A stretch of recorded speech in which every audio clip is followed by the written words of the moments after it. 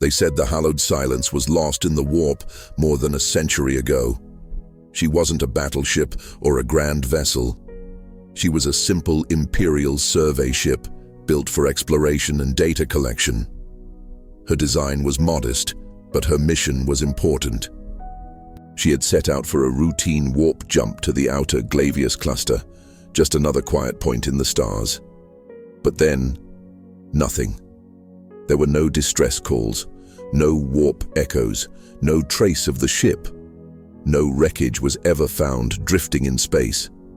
The Adeptus Mechanicus searched their data vaults, reviewed the navigational records, and came to a cold conclusion.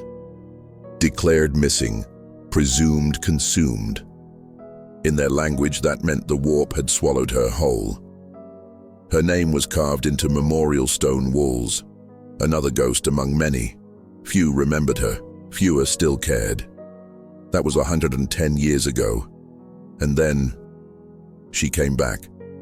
The first signs were faint, just a flicker on long-range auger scans near the edge of the Hesperides system.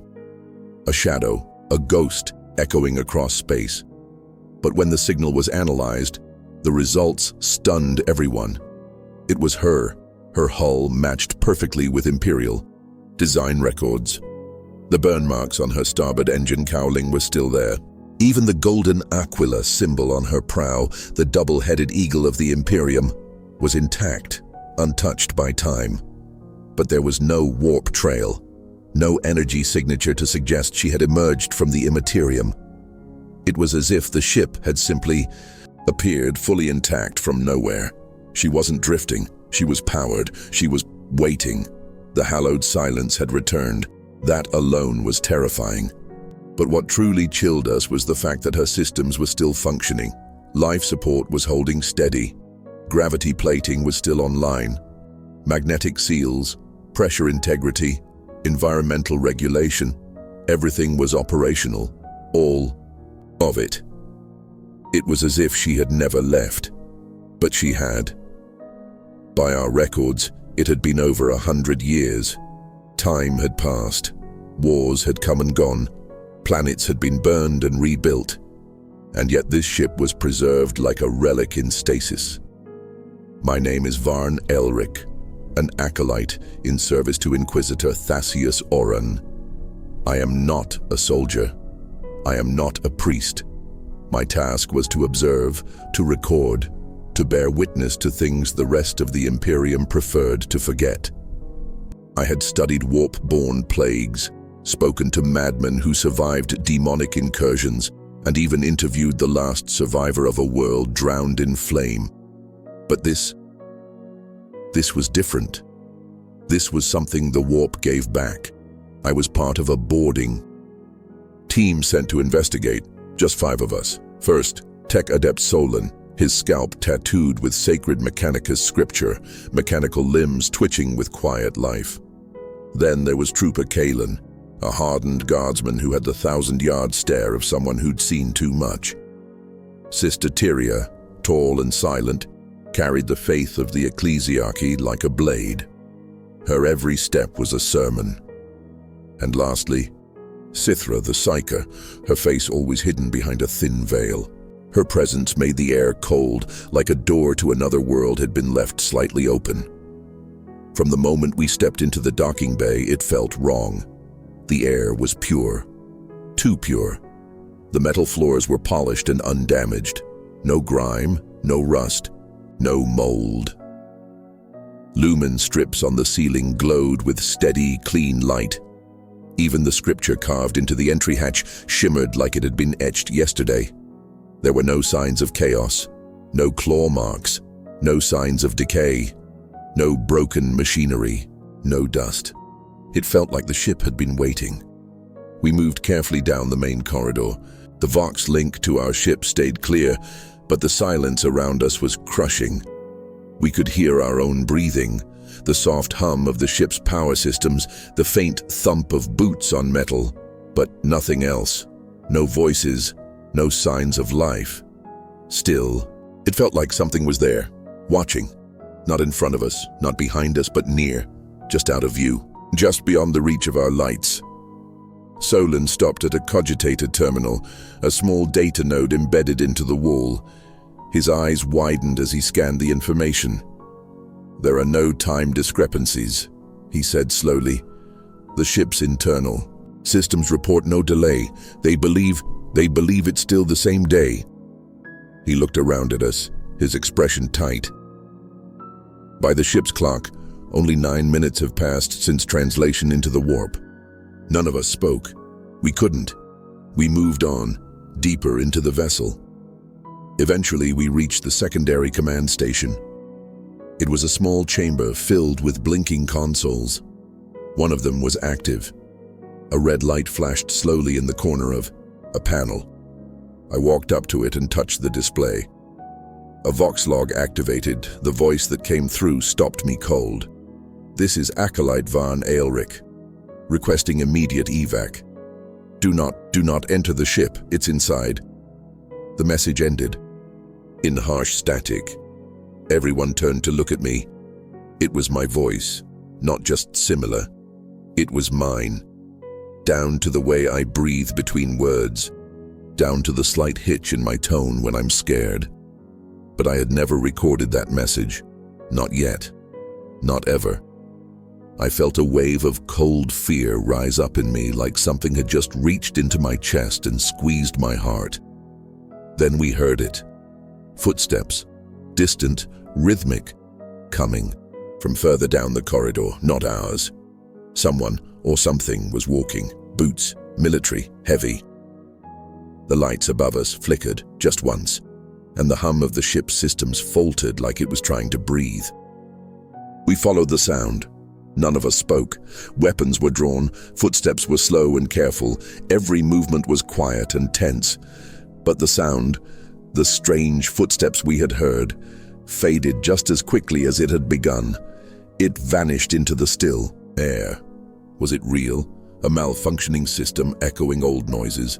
A memory trick caused by stress? Or something worse? Something we didn't want to name yet? Everything inside the Hallowed Silence remained clean. Too clean. It was unnatural. There was no dust, no mold. The air was sharp and fresh, not stale like a ship sealed for 100 years. Doors slid open automatically as we approached, as if the ship knew we were there. It was like walking through a living, obedient servant. Lights glowed softly along the ceilings, just enough to see, but not enough to feel safe. Long shadows stretched and moved with every step, dancing across the walls in strange, twisting patterns. Near the central atrium, tech adept Solon stopped to access a schematic panel. He tapped it with one of his mecha dendrites, scanning the YAI ship systems. "Everything is online," he said, voice calm but tight. "Gravity, life support, internal cogitators, even the chapel's power grid is active." He paused. "According to this, only 11 minutes have passed since the ship did its warp translation. 11 minutes, but this ship had been missing. For over 100 years," Trooper Kalen muttered half to himself. "Feels like walking into a tomb that still breathes." We pushed forward and entered the hab deck, the living quarters for the crew. Personal rooms lined both sides of the corridor. All doors were locked, sealed as if no one had ever left. We chose one at random. It took effort to force it open, the lock groaning under Tyria's strength. Inside, we found what looked like an officer's quarters, a small cot, perfectly made. A desk bolted to the floor, a data slate resting on top, its screen flickering with static.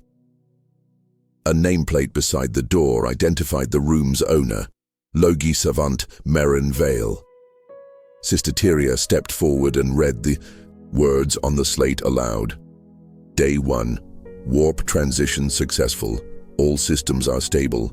Navigator reports a clear path. No anomalies." The log was dated 9/44 M41, the same day the Hallowed Silence had disappeared into the warp. Tyria scrolled down. Another entry blinked on the screen, marked only 12 hours later. Day 1, second watch, still en route. Minor headaches among the crew. Solon says it's pressure changes. Navigator is silent.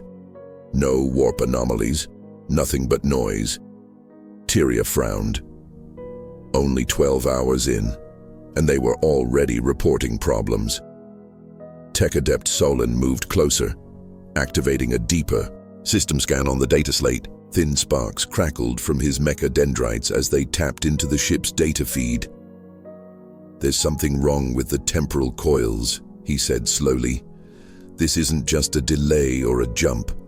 Time hasn't moved forward on this ship. It thinks it's only been out for a few hours." I blinked. "But how can that be possible?" He looked up at me.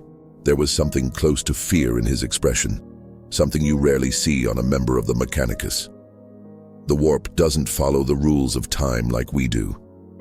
It's possible they fell into a time loop, or an eddy, a whirlpool in the fabric of the immaterium. But this feels different. It's too clean, too perfect, like something wanted it this way." We kept moving. Further down the corridor, we came across a small shrine built into the wall, an alcove for prayer. Candles still sat there, wax tall and unburned. One was lit, a flame flickered steady and bright. No sign of age, no breeze. I knelt beside it. I wasn't sure why. Maybe respect, maybe fear. The flame should not have lasted this long. One candle had a name carved into it, Thallus Vane, an osteopath. I remembered the name from the ship's manifest. He was meant to handle psychic communication during warp travel. His body should have turned to dust a century ago. Yet here was his candle, warm to the touch, freshly lit. Something about it unsettled me deeply. We moved on and found the mess. Whole, it looked like time had stopped mid-meal. Plates were still on the tables. Utensils were neatly arranged. A cup sat half-spilled at one seat, tea still inside. No decay, no smell of rot, no sign of mold or decomposition. Everything looked. Paused. Kalen scanned the room and muttered, "Still no bodies, not one. Where the hell is everyone?" For the first time, Sithra spoke. The veiled Psyker had been silent since we boarded. Now she tilted her head back, as if listening to a voice above her. "They're here," she whispered. Her voice was soft, cold, but they're not themselves anymore. We stared at her. "What does that mean?" I asked. She didn't answer. Then came a sound. Thud. It echoed through the ventilation shafts overhead. Something was moving above us. Heavy, slow, purposeful. Thud. Again. This time, farther down. Weapons were raised. Kalen and Tyria led the way. As we followed the noise, we passed the medical chamber, still sealed, and entered the secondary chapel. The room was large, silent. A massive brass aquila hung from the wall, crooked and rusted at the edges. Incense holders swung gently, though there was no wind. The place smelled faintly of burnt myrrh. Solon walked toward the altar and froze mid-step. "There's something," he began. We saw it too. A sign had been placed on the altar, freshly painted in thick, wet strokes. We never left. It was not carved. It was written, recently, by a hand not long gone. Then, another sound, chanting, distant, echoing, muffled. We felt it more than we heard it, through the floor, rising up through our boots. I looked to Tyria, her hand gripped. Her rosary so tightly her knuckles had gone white. Solon slowly turned in a circle, trying to locate the source. Sithra stepped backward toward the exit. Then, my vox crackled again. A voice played through the channel. Not from our ship, the Truth Seeker, not from any known frequency. It was my voice, the same one as before. "It's inside the ship. Do not let it see you. Do not let it..." The message stopped, but this time a new voice followed, deeper, rough, not human. It repeated two words, "Stay inside." We turned as one, guns up, eyes scanning, but there was nothing. Just silence. and the faint smell of something starting to burn. The chapel behind us disappeared into the darkness, swallowed by the corridor like it had never existed. I could still hear the last message echoing in my head. "Stay inside." The words repeated themselves over and over, sticking like glue to my thoughts. What did it mean? Stay inside what? The ship? Ourselves? Was it a warning or a trap? Sithra the Psyker hadn't spoken since she whispered about the crew not being themselves. Now, she was completely silent, her mouth pressed shut, her eyes wide behind the thin gray veil she always wore. I saw her fingers twitching, slight but constant. It was a sign. Those sensitive to the warp often showed physical signs when exposed to corruption or psychic disturbance. She clutched a small talisman to her chest, bone carved with a rune of protection. I heard her whisper something, but the words were too quiet to catch. It sounded like a prayer or a plea. We kept moving. This time our destination was Deck 5, the lower levels of the ship. The crew quarters, the secondary mess halls, the medical bay, and the primary Vox station were all located here. If any part of the ship would give us answers, it was here. That's where we found the first real sign of the crew, not corpses, not skeletons, imprints. Near an emergency hatch, right in the middle of the corridor floor, were a pair of boot prints, but they weren't pressed into dust or mud. They were scorched into the metal, blackened outlines, burned deep into the steel, like someone had stepped in fire and left a brand behind. Tech-adept Solon knelt to scan them. He frowned. "These aren't actual depressions," he said. "They weren't made by pressure or weight. The metal has been vaporized at extremely high temperatures, then fused again, but there's no damage around them. No signs of plasma or chemical burns." Sister Tyria stared down at the prints, her lips curled in something close to disgust. "It's a sign," she said quietly. "Something walked through fire that didn't burn anything else." I wanted to say something, to tell her not to jump to conclusions, but I didn't, because deep down I was thinking the same thing. We reached the end of the hallway. Ahead, the corridor was sealed by blast shutters, thick, emergency slabs of metal, designed to contain fire or hull breaches. But to our left, a single door stood slightly open. We pushed inside. It was a command briefing room, or had once been. Now, it looked like a war zone. The table in the center had been broken in two, snapped clean through the middle. The cogitator. Screens on the walls were shattered, each one cracked outward, as if something had crawled through the glass from the inside. Chalk markings covered the walls. Hundreds of them. Most were just simple tally marks, vertical slashes, some grouped in fives, others stretching into long, endless rows. But at the center of the room, someone had drawn a large black circle in thick, greasy lines. At the top of the circle was a strange symbol, an eye, stylized and angular. Below it, someone had written, "She sees through us." None of us spoke. We all just stood there, staring. Kalen stepped forward slowly and raised his Auspex scanner. "No life. Signs," he reported. "But there's residual heat in the wall." "In the wall," I repeated, confused. He nodded and touched the surface with his gloved hand. Then he yanked it back with a hiss of pain. "It's burning." Solon rushed over. He scanned the wall with his tools and shook his head. "There's no heat, no plasma, no energy signature. You shouldn't have felt anything." But Kalen's hand was blistered. The skin was red and angry, as if he had touched a hot stove. He cradled it carefully, breathing through his teeth. Something was wrong. Deeply, impossibly wrong.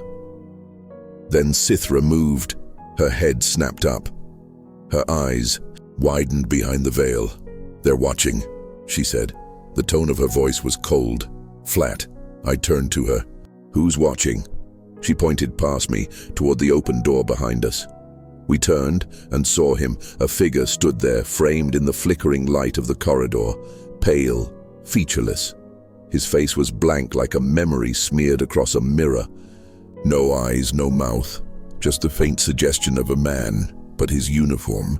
Even through the blur, I recognized it. Imperial Navy, Survey Corps. The same colors are worn by the crew of the Hallowed Silence. He didn't move, didn't speak, just stared. Tyria stepped forward slowly, raising her bolt pistol. "Identify." "Yourself," she commanded. The figure remained still. Then, without a word, it turned and walked through the wall. Not into it, not around it, through it. The surface shimmered like a heat haze where he passed, then went solid again. Silence. Kaelin whispered, "That wasn't a warp ghost." Sithra nodded slowly. "No, that was a memory." Solon shook his head. "Memories don't leave footprints." We left the room without another word. No one dared speak. The air was heavy now, charged, almost electric. The deeper we went, the more it felt like the ship wasn't just watching us, it was remembering us. We reached the Vox chamber. It was in poor shape. Half the terminals were dead, but one flickered with life, a background message looping again and again. Solon activated it and began filtering the static. Bit by bit, he restored the corrupted signal. A voice came through. "This is Lieutenant. Grail, Hallowed Silence. All attempts to exit the breach have failed. Time is wrong. We believe ourselves to be out of sync. The crew is fracturing. We hear our own voices. I saw my wife in the engine room. She's been dead 20 years. We are not alone. I repeat, we are not alone." There was a long pause. The message ended with one final sentence. "If you're hearing this, turn back. There is no rescue." Then the lights went out, all of them. We were plunged into darkness. A moment later, the emergency lights kicked in, dim red lumens lining the corridor. They blinked slowly, like a heartbeat. In that light, we saw them. Movement. Figures at the far end of the hall. Dozens of them, not walking, not attacking, just standing, watching, and not a single one of them cast a shadow. We didn't shoot. Not at first. No one shouted an order. No one even raised a weapon.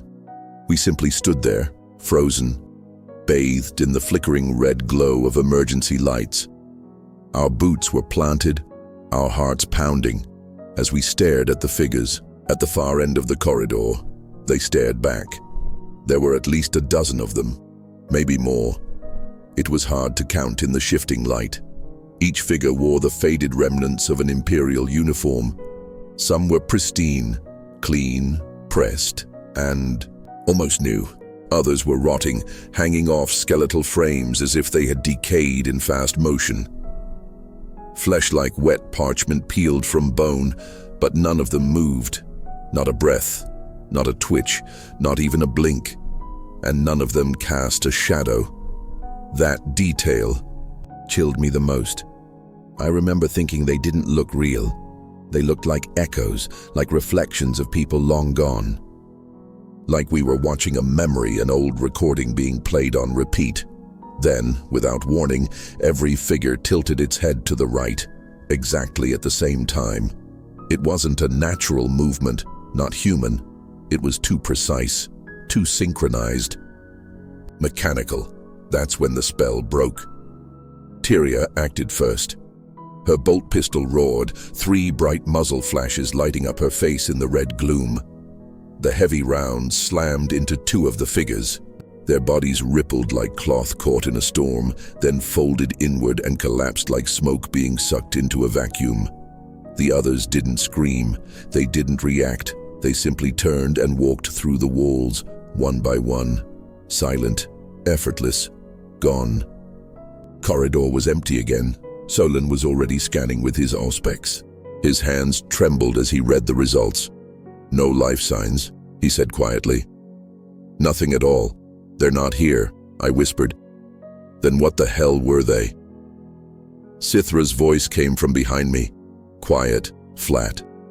Residual soul echoes, she murmured. Left behind, but not gone. We didn't stop to argue. We moved on. The engine decks were deeper in the ship, buried in its spine. The Hallowed Silence wasn't a large vessel, but her warp drive was powerful and complex, sealed inside winding maintenance corridors, thick armor walls, and reinforced pressure shafts. If the ship was sick, the infection would start here. We reached a narrow access tunnel, a transit shaft that connected the main corridors to the engine core. We moved in a single file, weapons ready, eyes scanning, and then something impossible happened. We stepped into the shaft and came out in the same corridor we had just left, same location, same smear of dried blood on the bulkhead, same scorch mark from Tyria's bolt pistol, same broken panel on the floor. Solon stopped, confused. Wait, we didn't turn around. He was right. We had gone in straight, 5 meters, maybe 6, but we were back where we started. We tried again. This time we counted our steps aloud, moved slowly, steady pace, watched every corner. We stepped through the shaft and came out, again in the same place. But this time, Kalen was missing. Gone. No sound, no flash of light, just gone. Tyria cursed and spun around. Kalen! We rushed back into the shaft, running now, desperate. Halfway through, the world bent. The walls stretched like soft rubber. The lights overhead smeared into streaks of red and white, as if time had turned into paint and someone had dragged their fingers through it. My balance vanished. My eyes swam. The floor tilted. Then the vox in my ear crackled again. It was my voice. Again. He's not dead. He's just out of order. Find him before the door closes. Before... Cut. The voice vanished. I stumbled forward and fell to my hands, breathing hard. Then the corridor snapped back to normal again. Solid. Real. And there was Kalen, standing in front of us. He looked pale. His hands trembled. I just saw myself, he stammered. I was alone. The ship was empty. All of you were gone. But something was still walking through the walls.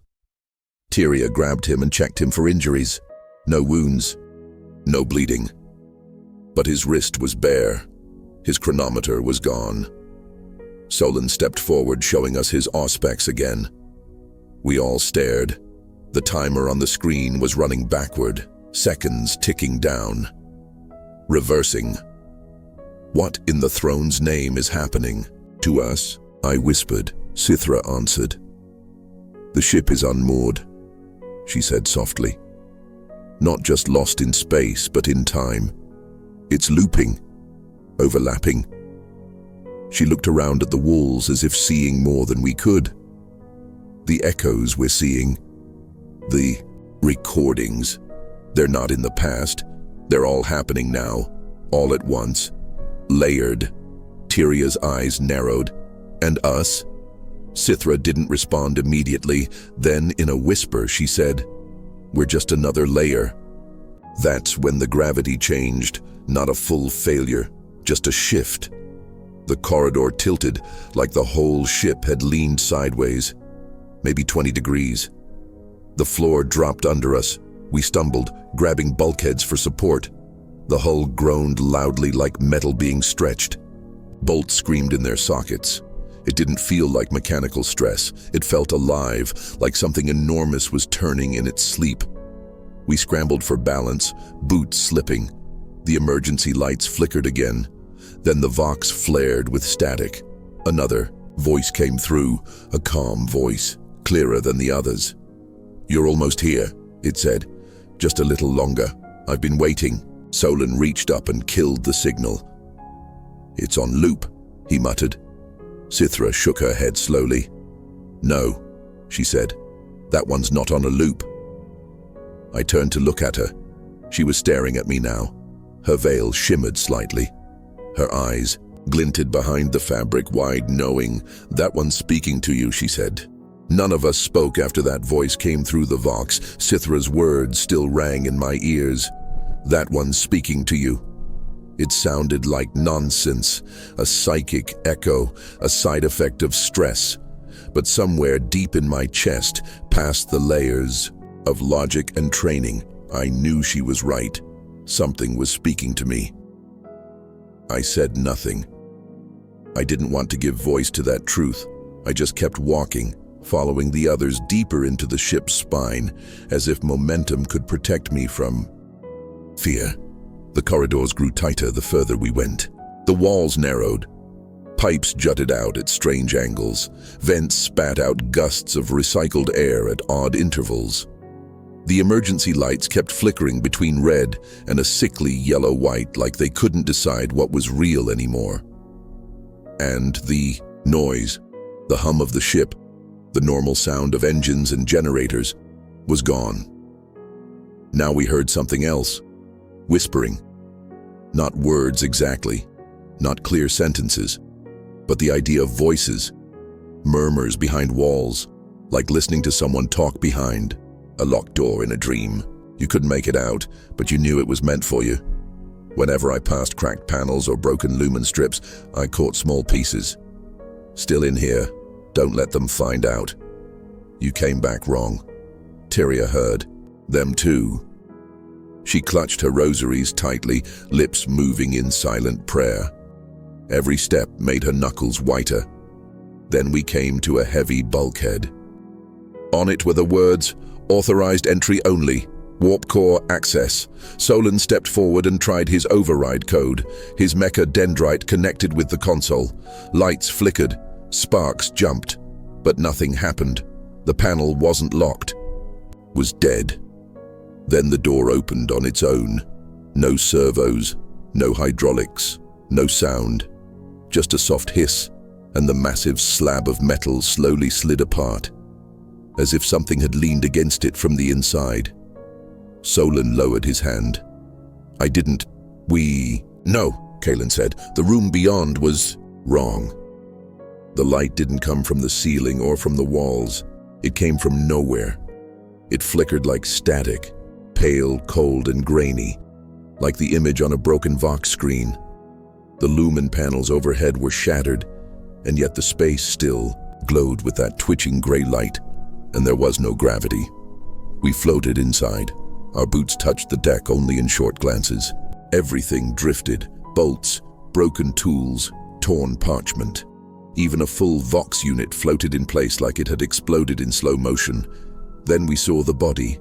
It hung upside down in the center of the room, slowly spinning.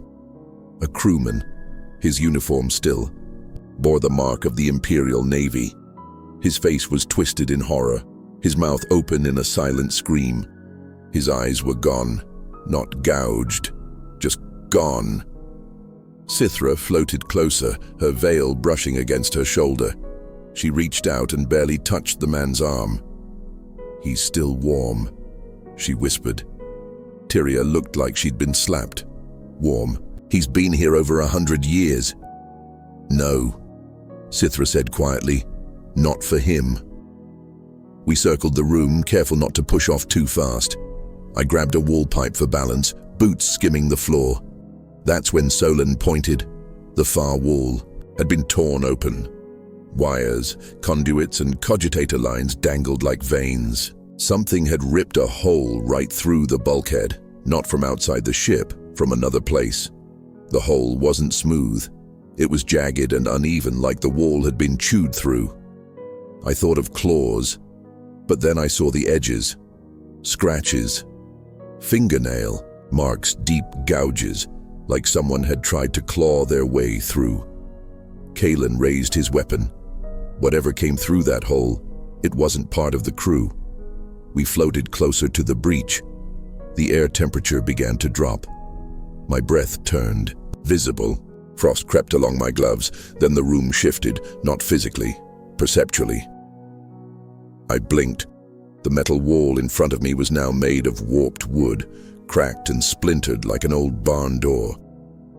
I blinked again. Now, it was bone, yellow and dry, ribbed like the inside of a skull. I couldn't trust what I saw anymore. Tyria groaned and gripped her head. "I can't keep looking at it," she said through gritted teeth. "It's wrong." Solon checked his auspex. The screen glitched, then died. Only one word appeared. Noise. Then the whispering returned. But this time, it had words. "Come see where you end." I turned without thinking, and the floor dropped away. Fell fast, too fast, and landed hard on my side. I was back in a corridor, alone, no sound. No light except for the dull red of the emergency strips. The door behind me, the one that led to the warp core, was now sealed tight. My chest rose and fell. I tried my vox, a hiss of static. Then Sithra's voice broke through, barely a whisper. "It's splitting us. Stay still. Don't trust what you see." Then nothing. I looked around. This corridor wasn't part of the Hallowed Silence. The angles were wrong. The ceiling sloped downward. The walls breathed like lungs, expanding, contracting. The floor felt soft beneath my boots, damp, like walking on moss or skin. At the far end, I saw movement, a shape, tall, thin. It moved backward into the shadows before I could focus on it. Then, without warning, a door appeared to my left. Just appeared.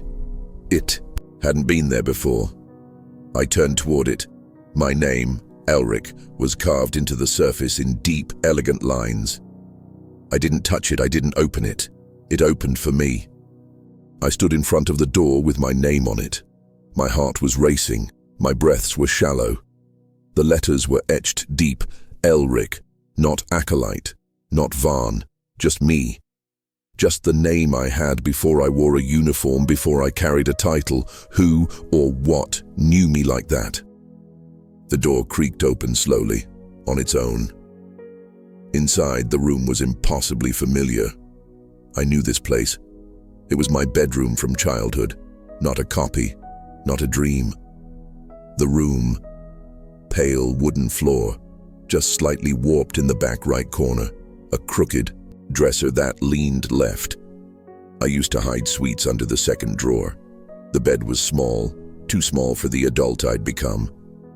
But it still had the same blanket, faded blue with golden threads. Leaning against the wall was my old toy laser gun. Its chipped red paint had flaked off in exactly the same spots I remembered. I stepped inside and felt something strange, like memory itself had hands. Like it was reaching out, trying to shape me into someone smaller, pulling me backward, not physically, but emotionally. For a moment, I forgot I was on a ship. I forgot the horrors outside. I was simply home. Then I saw the child. He was curled up under the blanket, asleep, breathing softly. It was me, a younger version of myself, maybe 8 years old. He opened his eyes, my eyes. He looked up at me with calm recognition. No surprise, not fear. "You're late," he said. I couldn't reply, couldn't think, and then the room vanished. Just like that, I was back in the Hallowed Silence. The metal floors, the dim lumen lights, the cold air. The door was gone. Behind me now was only a cracked, rusted wall and blood, so much blood. A scream tore through the corridor. "Tyria!" I ran, turned the corner fast. Saw her kneeling on the ground. Kaelin lay limp at her feet, eyes open, throat slit clean across. The blood pool beneath him spread slowly, seeping into the seams of the metal deck. But the weapon was missing. "There was nothing," Tyria said, voice tight with shock. "No one." He turned, said he heard something, and then he just dropped. I didn't even hear him fall. Sithra appeared behind her, pale and shaking. "I saw him a second ago," she said softly. "We were walking together. He was fine. Then you screamed. I stared at the body, then the floor, then the walls. No blood trail, I said aloud. No attacker, no warning. Sithra dropped to her knees beside the corpse. Her hand trembled slightly as she hovered it above Kaelin's body. "There's something wrong with this," she whispered. Solon arrived moments later, and he wasn't alone. He was holding someone upright, supporting a second figure. Kaelin, alive. Breathing. Covered in sweat, eyes wide with confusion. "What the hell are you all doing down here?" he asked. "You ran off ahead 5 minutes ago. I tried to vox you, but there was no reply." I just stared, then slowly turned to look at the other Kaelin, the one lying dead on the ground. Kaelin followed my gaze. His face went pale. That's me," he whispered. Tyria stood quickly, bolter shaking in her hands. "What is this?" she said through clenched teeth. Sithra looked down at the corpse with something close to reverence. "These are fractures," she said. "Time fractures. This ship isn't a place anymore. It's a loop. It's showing us versions of events, some real, some not yet, some never." Solon knelt beside the body and scanned its wrist. "The chronometer says the time of death is 13 minutes from now," he said. Tyria's eyes narrowed. "So, he's not dead yet?" Sithra nodded. "Correct, but he's going to be. We're just seeing it early." Kaelin backed away, shaking his head. No, you said I was alive." "You are," I said quickly. "This version of you is. But this place, it's showing us possible futures. Or maybe memories that haven't happened yet." I crouched next to the corpse again. It didn't look afraid. It wasn't frozen in pain or horror. The face looked peaceful, like he had accepted it. Like death had arrived not as a terror, but as a friend. I stood. My hands were cold. "We need to leave this deck. Now." Sithra shook her head slowly. "No. We need to go deeper. To the center.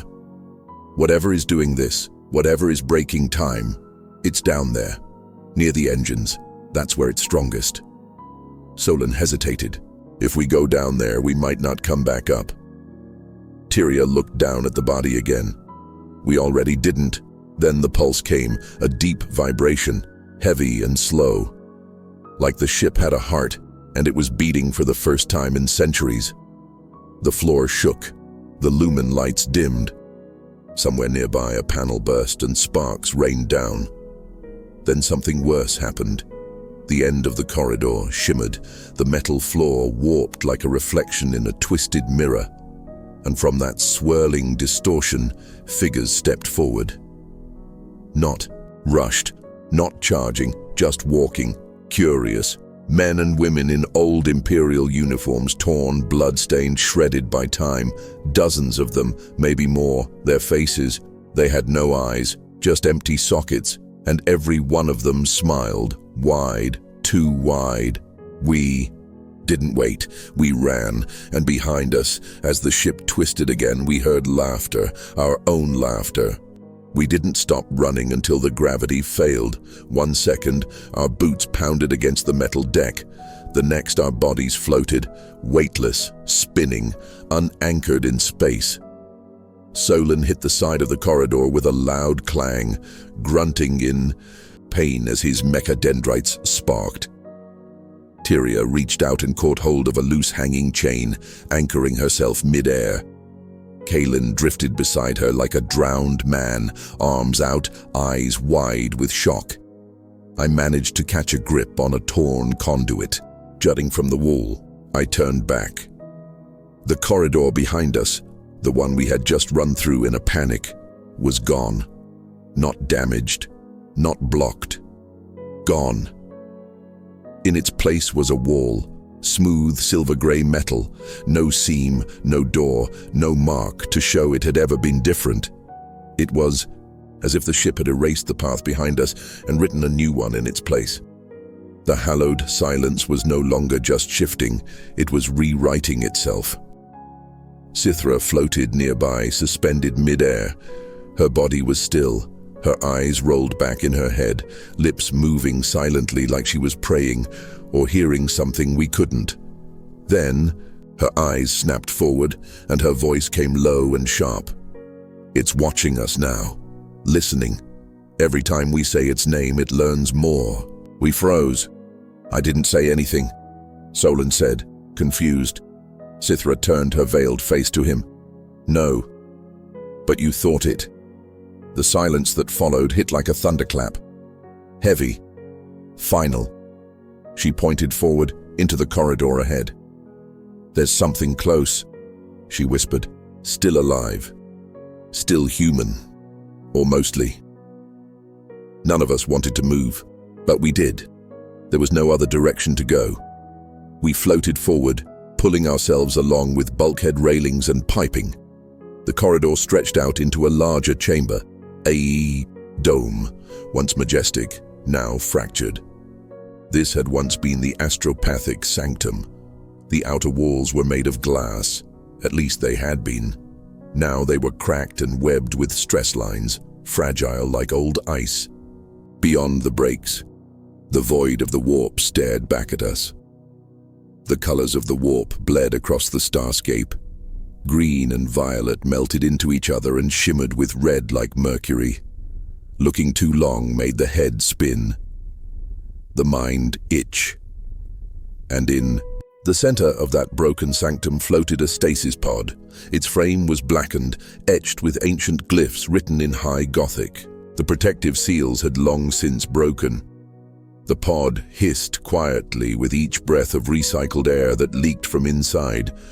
Tangled within the cables, half swallowed by data tethers, was a body, an astropath, or what was left of one. The corpse floated, curled, and still. His robe was tattered black, covered in script and ceremonial wax seals that had melted and run. His skin hung from his bones, dry and withered like old leather. His eye sockets were covered, not empty, but grown over with flesh, like the body had tried to heal in ways it shouldn't have. His hands twitched, his chest rose and fell. He was alive, against every law of biology, against every natural order. He was still breathing. Sithra drifted forward, her expression unreadable beneath the veil. The astropath turned his head. The sound of his vertebrae twisting was like dry wood snapping. And then, he smiled. "You finally made it," he rasped. His voice was thin and dry, like old paper being torn. "You've taken longer this time." Tyria raised her bolt pistol. "Identify yourself." "I am what remains of astropath Vane," he said. "I was left behind, locked in stasis on purpose." He coughed, a dry, hollow sound. No moisture in his lungs, just dust. They thought I was compromised, corrupted. Maybe they were right. "Why are you still alive?" I asked. He turned toward me. "Because something in the warp feeds on me. It keeps me breathing. It likes to taste what I see." Silence fell like ash around us. "You are caught," he said, "between yesterday and never. This ship, it's a knot in time, and you are trapped in the loop." "Is there a way out?" Solon asked, his voice trembling. "Can we break it?" Vane shook his head slowly. "Escape? No, but there is a door." "A door?" I repeated. He nodded. "It opens," he said, "when enough minds crack, when the screaming becomes harmony, when memory melts into instinct. Then it opens, and it takes." Sithra moved closer. "At the center," she said, "where the core should be." "Yes," Vane breathed. "There lies the mouth, the center. It is not an engine, it is a wound, a tear in space, and it is awake." He lifted a trembling hand and pointed at me. "You have seen it already, haven't you? The room with your name, the child who wears your face." I felt my mouth go dry. "How do you know that?" "I see echoes," he said. "Of echoes. Every pass leaves ripples. You're scattering pieces of yourself as you go, and it sees them." Tyria stepped forward. "If you know how it works, then help us. How do we stop it?" "You can't," he said, his voice darkened. "You can only feed it slower." We stood there, hollowed out by his words. Then Vane's expression shifted. The smile was gone. Something in him became urgent. "But I can give you a warning. A tether." He reached behind his withered neck and pulled out a chain, a thin pendant etched with strange symbols. He threw it to Sithra and she caught it. "This holds faith, not enough to protect, but it will hide you for a while." Then he gasped. His spine arched, his whole body twisted in a horrible crunching motion. The air changed. It felt thicker, charged. The warp pressed in. "They're here," Vane whispered. "Not to kill, not yet. Just to watch, to learn your shapes." His skin cracked, his bones crumbled. He folded inward, like paper catching fire in reverse, and then there was nothing. The stasis pod hissed, then shattered. Glass and bone scattered. Warp light poured in through the breaks in the dome, and from the far side of the sanctum, a door appeared. It hadn't been there before. Carved into it was a new symbol, an eye. Crying tears of flame. The door opened slowly, and for the first time, since boarding this cursed vessel, the whispering stopped. Not faded, stopped, and somehow, that was worse. The door stood open before us, the symbol above it. The weeping eye glowed faintly, pulsing like something behind it was breathing. Soft light bled from the carved pupil, flickering in time with our hearts. No one spoke. There were no lumen strips in the passage beyond.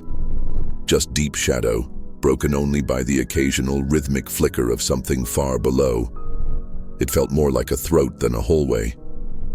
We stepped through. The air changed instantly, heavier, thicker. Every breath tasted of iron, rotting incense and something sour underneath. Old blood. The corridor sloped downward. It curved like the inside of a spiral shell, descending deep into the ship's lowest decks, places that didn't appear on any chart or schematic. No one had ever recorded these halls. It felt like we were leaving the Hallowed Silence behind and entering something else. Sithra walked ahead of us, holding the pendant she had taken from astropath Vane. Her fingers were shaking. I had never seen her afraid before, not like this, not visibly. Whatever strength had kept her calm before had cracked in that sanctum. At the bottom of the sloped path, the corridor opened into a massive circular chamber. It had once been a chapel. We could tell by the remnants of imperial iconography still clinging to the walls. High above, statues of saints leaned half-melted and broken.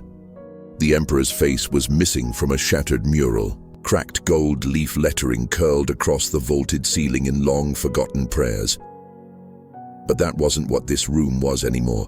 This was a place of blood. It coated the floor in a thick, sticky layer, fresh, still wet in places. It glistened. In the low, flickering light, black and red and wrong, it pooled beneath a ruined altar at the center of the chamber. It clung to the walls like paint. Symbols, twisted runes and chaotic glyphs had been smeared in blood along the bulkheads. Some marks shimmered, others moved if you looked too long. And then there were the bodies, dozens, arranged like a congregation. Some knelt in prayer.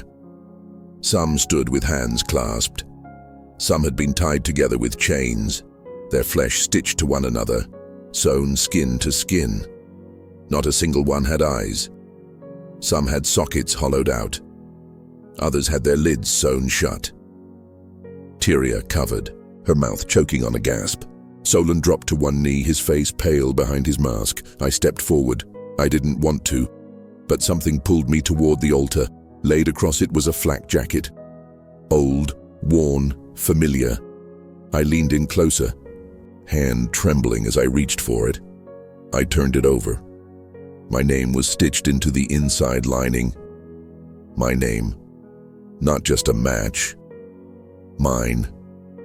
The stitching was uneven, exactly the same as when I'd patched it myself after my first training drop on Karest's reach. Even the rip along the left side was identical. I stumbled backward, my legs barely obeyed. "They're us," Solon whispered. I turned.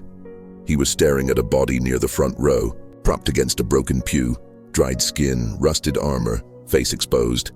It was Kalen, the same scar above the lip, the same tattoo on his forearm. Even in death he was recognizable. His corpse had been here for decades, maybe longer. But the real Kalen was behind us, alive, breathing, looking at his own corpse. His legs gave out. He fell to the floor. Tyria lunged forward to catch him, but too late. Kalen screamed. It wasn't from pain, it was from recognition. "I remember this," he gasped. "I've been here, I've died here. I watched it happen, I watched them take me, but not like this, not yet." Sithra knelt beside him. She pressed the pendant to his forehead and began whispering something under her breath. A language none of us knew. Maybe a prayer. Maybe a ward. Kalen's breathing slowed. His eyes, though, never moved, still fixed on his own corpse. "I think I remember praying," he whispered. "Not to survive, just that it wouldn't hurt." His voice cracked. It didn't help. Solon slowly stood, auspex in hand, scanning the chapel. Then he dropped the device. It sparked, sputtered, and died. "It's useless," he muttered. "Everything here bleeds, even the signal, like time's bleeding too." I noticed something. Then, at the back of the room, a recording device. Old, rusted, mounted on a metal tripod, Imperial issue, standard military. I walked to it. My hand shook as I reached out and activated the play function. It flickered to life. A grainy video began. The camera faced the altar. Sithra was chained to it, alive, screaming. She was thrashing, pleading, crying. Figures surrounded her, some in tattered robes. Others are skinless, their muscle and bone pulsing in warp light. One of them looked exactly like me. Another, taller, eyeless, stood behind, hands lifted in mock prayer. The video cut in and out. Sithra's body went limp. Her scream stopped. Her eyes were gone. The screen went black. I turned to her, the real Sithra. She was still kneeling beside Kalen, trembling. "I've seen it," she whispered. "In my dreams, for years. I thought it was warp sickness, just noise in my mind, but it wasn't." Tyria stepped forward. "What did they do to you?" Cynthia stared at the altar. "They opened me." We were quiet. None of us had anything left to say. Solon walked to the altar and ran his glove across the blood-soaked surface. He lifted his fingers. "Still warm," he said. Sithra nodded. "They're close." As if to answer her, a low creak echoed behind us, not a door opening, a hymn, sung by many mouths, low, garbage-filtered. Wrong. The sound of dead lungs forcing air through dried throats. The congregation began to rise. The dead were rising. Their movements were slow and stiff, like bones grinding against old armor. But they were moving with purpose. Their bodies sagged under the weight of dried blood and rust. Robes clung to them like rotted parchment. Their hands dragged rusted chains and weapons behind them. Their faces, what was left of them, were turned toward us. No eyes, just hollow sockets and open mouths from which came a sound that wasn't music, wasn't language, but still carried the weight of a hymn. It was a wet, rattling rhythm. Each note was layered with static, like the warp itself was singing through their broken throats. The air vibrated. The sound was alive. Sick. Tyria raised her bolter without a word. Sithra reached out and caught her wrist. "No," she whispered. Her voice was brittle. "They're not here to kill." "Then what are they doing?" Tyria hissed. Sithra stared ahead. "They're showing us something." The dead shifted. They moved aside. Those who were kneeling, standing, sewn together, they cleared a path through the center aisle of the blood-slicked chapel. Slowly, deliberately, they parted like obedient worshippers. At the far end of the chamber, something new had appeared. A door. It hadn't been there before. It hadn't been built. It had grown. Twisted metal and bone fused together, wrapped in torn prayer banners that bled light. The frame pulsed with a red glow that throbbed like a dying heart. Etched across the center of the door, in lines carved deep and black as ash, were the words, "You were always here." We didn't want to go through. None of us said it, but we all felt it. Still staying, trapped in that chapel with eyeless things humming their song of unmaking, was worse. So we moved, past them. The dead did not follow. They only watched. Their heads swayed, their mouths moved in unison, humming their broken "ow" hymn as we passed between them. It wasn't sound anymore. It was pressure.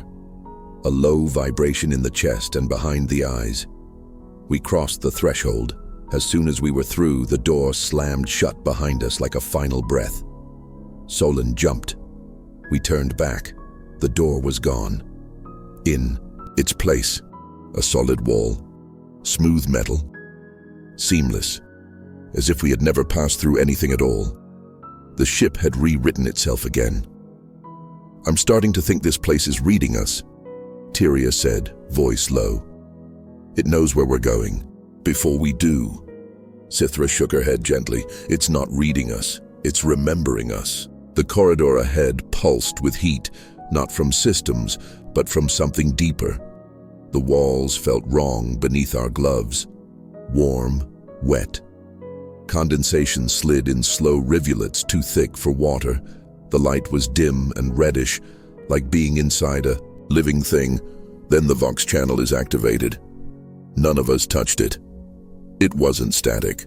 It wasn't an old signal. It was a clear voice, my voice. To whoever finds this, don't follow the singing. Don't go through the door with the eye. It's a map, but not to where you want to go. The voice was cracked, dry, tired, older. It was me, but changed, time-worn, uncertain. We tried to shut it. We tried to cut our way out. That only made it angry. The message cut off briefly, then another voice followed. Tyria's. They replaced me. That thing. It wore my face. It remembered things I'd never told anyone. And I believed it. More. Static. Then nothing but heavy breathing. Deep. Labored. As if someone was dying. Then another voice. Calm. Slow. Resigned. This is Acolyte Varn Elric. Second cycle aboard Hallowed Silence. Time unknown. We believe the ship is outside standard time boundaries. Navigation is broken. Vox is haunted. Crew is... A pause. Crew is dead.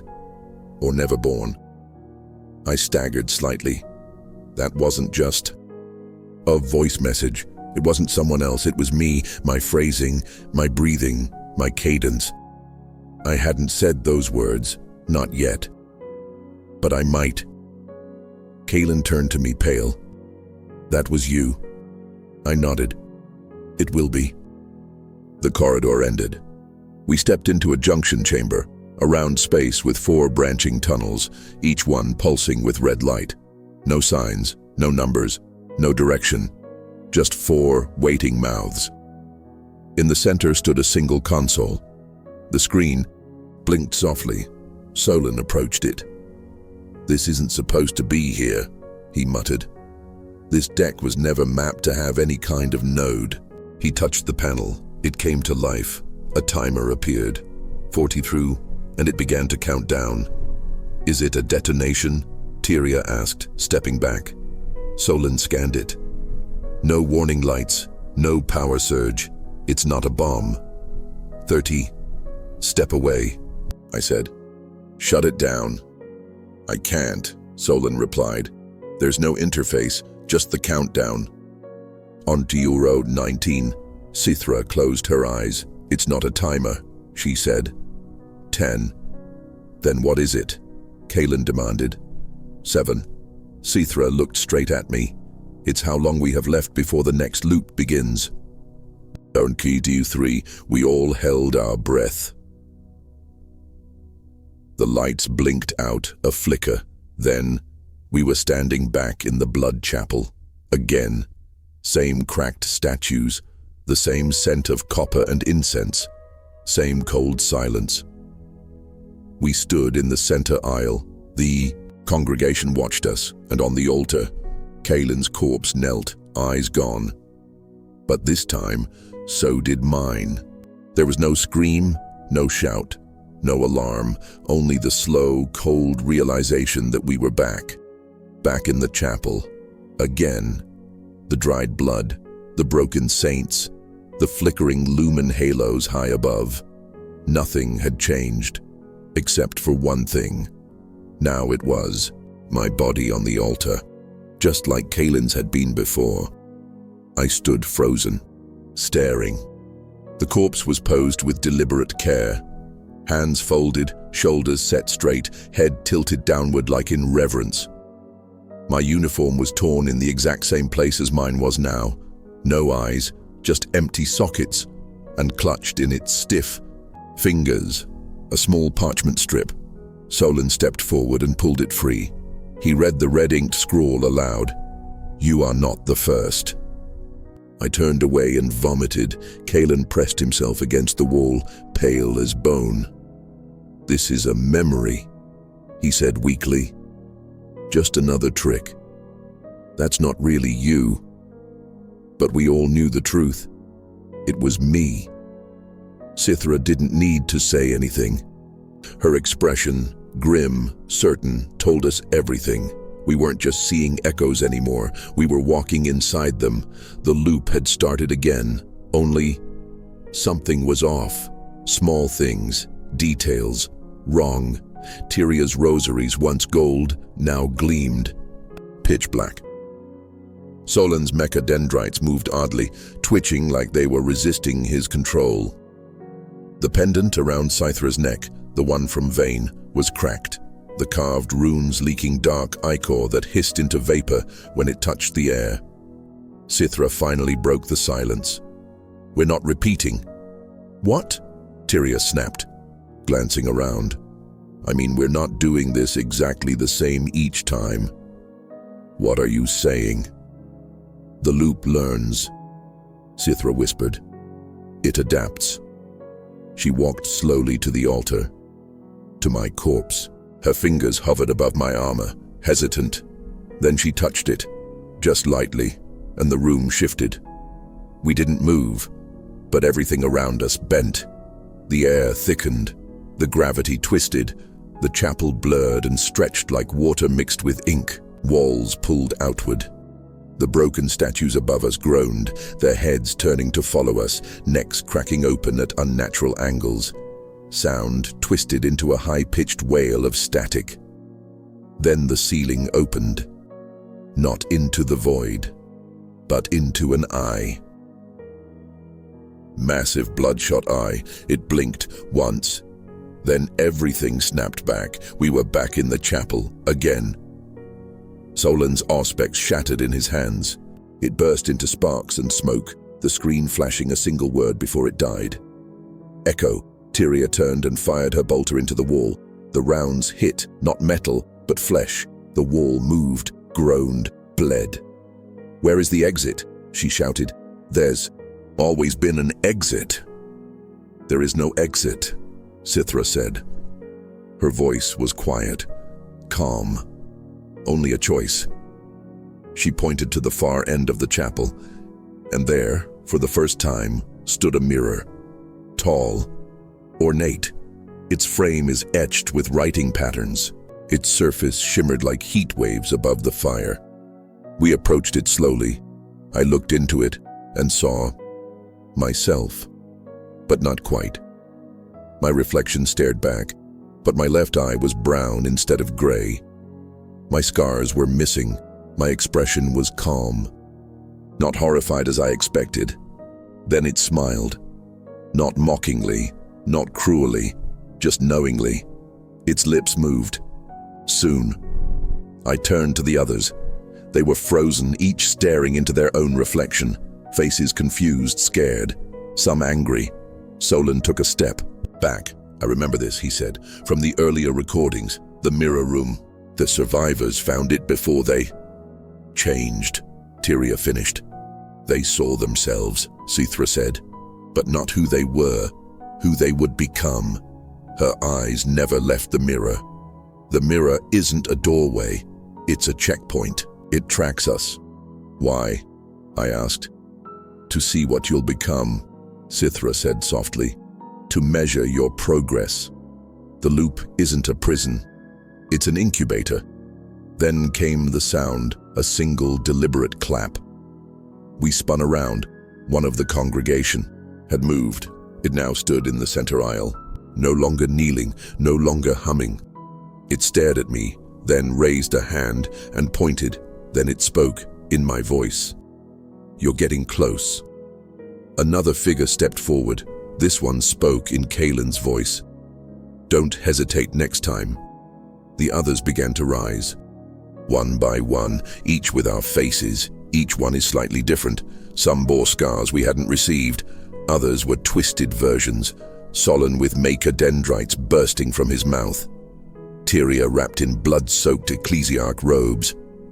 One of me was armless. Another had no face at all. They weren't attacking. They were welcoming us, folding back into the cycle, becoming us. I couldn't let it happen. I turned to Sithra and grabbed the pendant from her neck. It burned my hand the moment I touched it. The runes flared with red fire. I shoved it against the mirror. The surface cracked. A scream tore through the chapel. Not from us, not from the congregation, from the ship. The mirror shattered. The glass fell like rain. And behind it, a staircase, descending into blackness. From deep below, a voice echoed up, low, hungry. The mouth is open.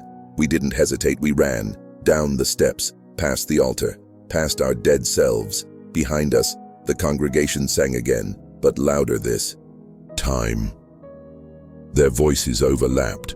Our voices, every identity blending, folding, warping. We didn't stop, not when the walls of the staircase turned to flesh, not when the blood began to flow upward, not even when the smell became unbearable. We just kept moving, deeper, down into the wound, into the next layer, and just before the lights died completely, I saw myself again, far below, waiting, smiling, wearing a pendant that hadn't cracked yet.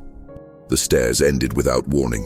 One moment we were descending into endless darkness, blood rising around our legs like ink in water, the steps beneath us squelching like wet flesh. The walls pulsed, the light faded. Then solid ground, cold, metal, clean. Our boots clanged against dry flooring. No blood, no rot, no whispering. The shift was so sudden, so unnatural, that we all stopped where we stood. Even the air had changed. It wasn't thick anymore, not warm or wet. It felt processed, recycled, normal, almost. We stood in a corridor that looked like it belonged on a standard Imperial vessel. Lumen strips flickered above us. Inspection panels lined the walls. The faint hum of atmospheric systems filled the silence. Kaelin stared down the hall. Are we back? No, Sithra said, her voice flat. Not really. Ahead, a door slid open with a soft hiss. A pale white glow poured out. No one spoke. We raised our weapons and moved forward, slow and careful. Inside was a briefing room, just a room. Chairs, a long table. A cogitator is mounted to the wall. No blood, no bodies. No flickering symbols, just silence. Dustless, untouched, unreal. Solon stepped forward, frowning at the console. It's active, he said. It's recording right now. He tapped the screen. A hololith shimmered to life above the table. We stepped back. The projection showed us, our team, seated around this same table, but different. Tyria leaned closer. That's us. But from before, No, I said. Different uniforms, different wounds. That's not a memory. It's another version, Sithra said. We watched the projection unfold. Kalen, in the image, stood and slammed his hand against the table, his voice crackling with distortion echoed from the speaker. Looped again. 5th time. We're being rewritten, recycled. Sithra's double nodded solemnly. We never left the warp. The Hallowed Silence didn't return, it just bled through. Another version of me sat scribbling in a journal. Same type as the one in my satchel. I stepped closer and saw the page he was writing. My heart skipped. Journal entry, Loop 6. Confirmation of failed divergence. Tyria fractured, Solon gone. I wrote that. I whispered. I haven't yet, but I did. You will, Sithra said quietly. Kalen looked between the projection and me. So what are we now?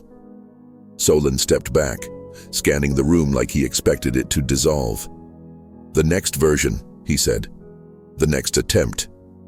This ship, it's not just repeating us, it's tracking us, recording each run. We're walking through our own trail. Or our own graves. Tyria muttered. The image flickered. The projection changed. Now it showed a control deck none of us recognized. Dark. Blood slick. A window stretched along one side, revealing only warp storm static. Unfiltered, raw. At the console stood a man.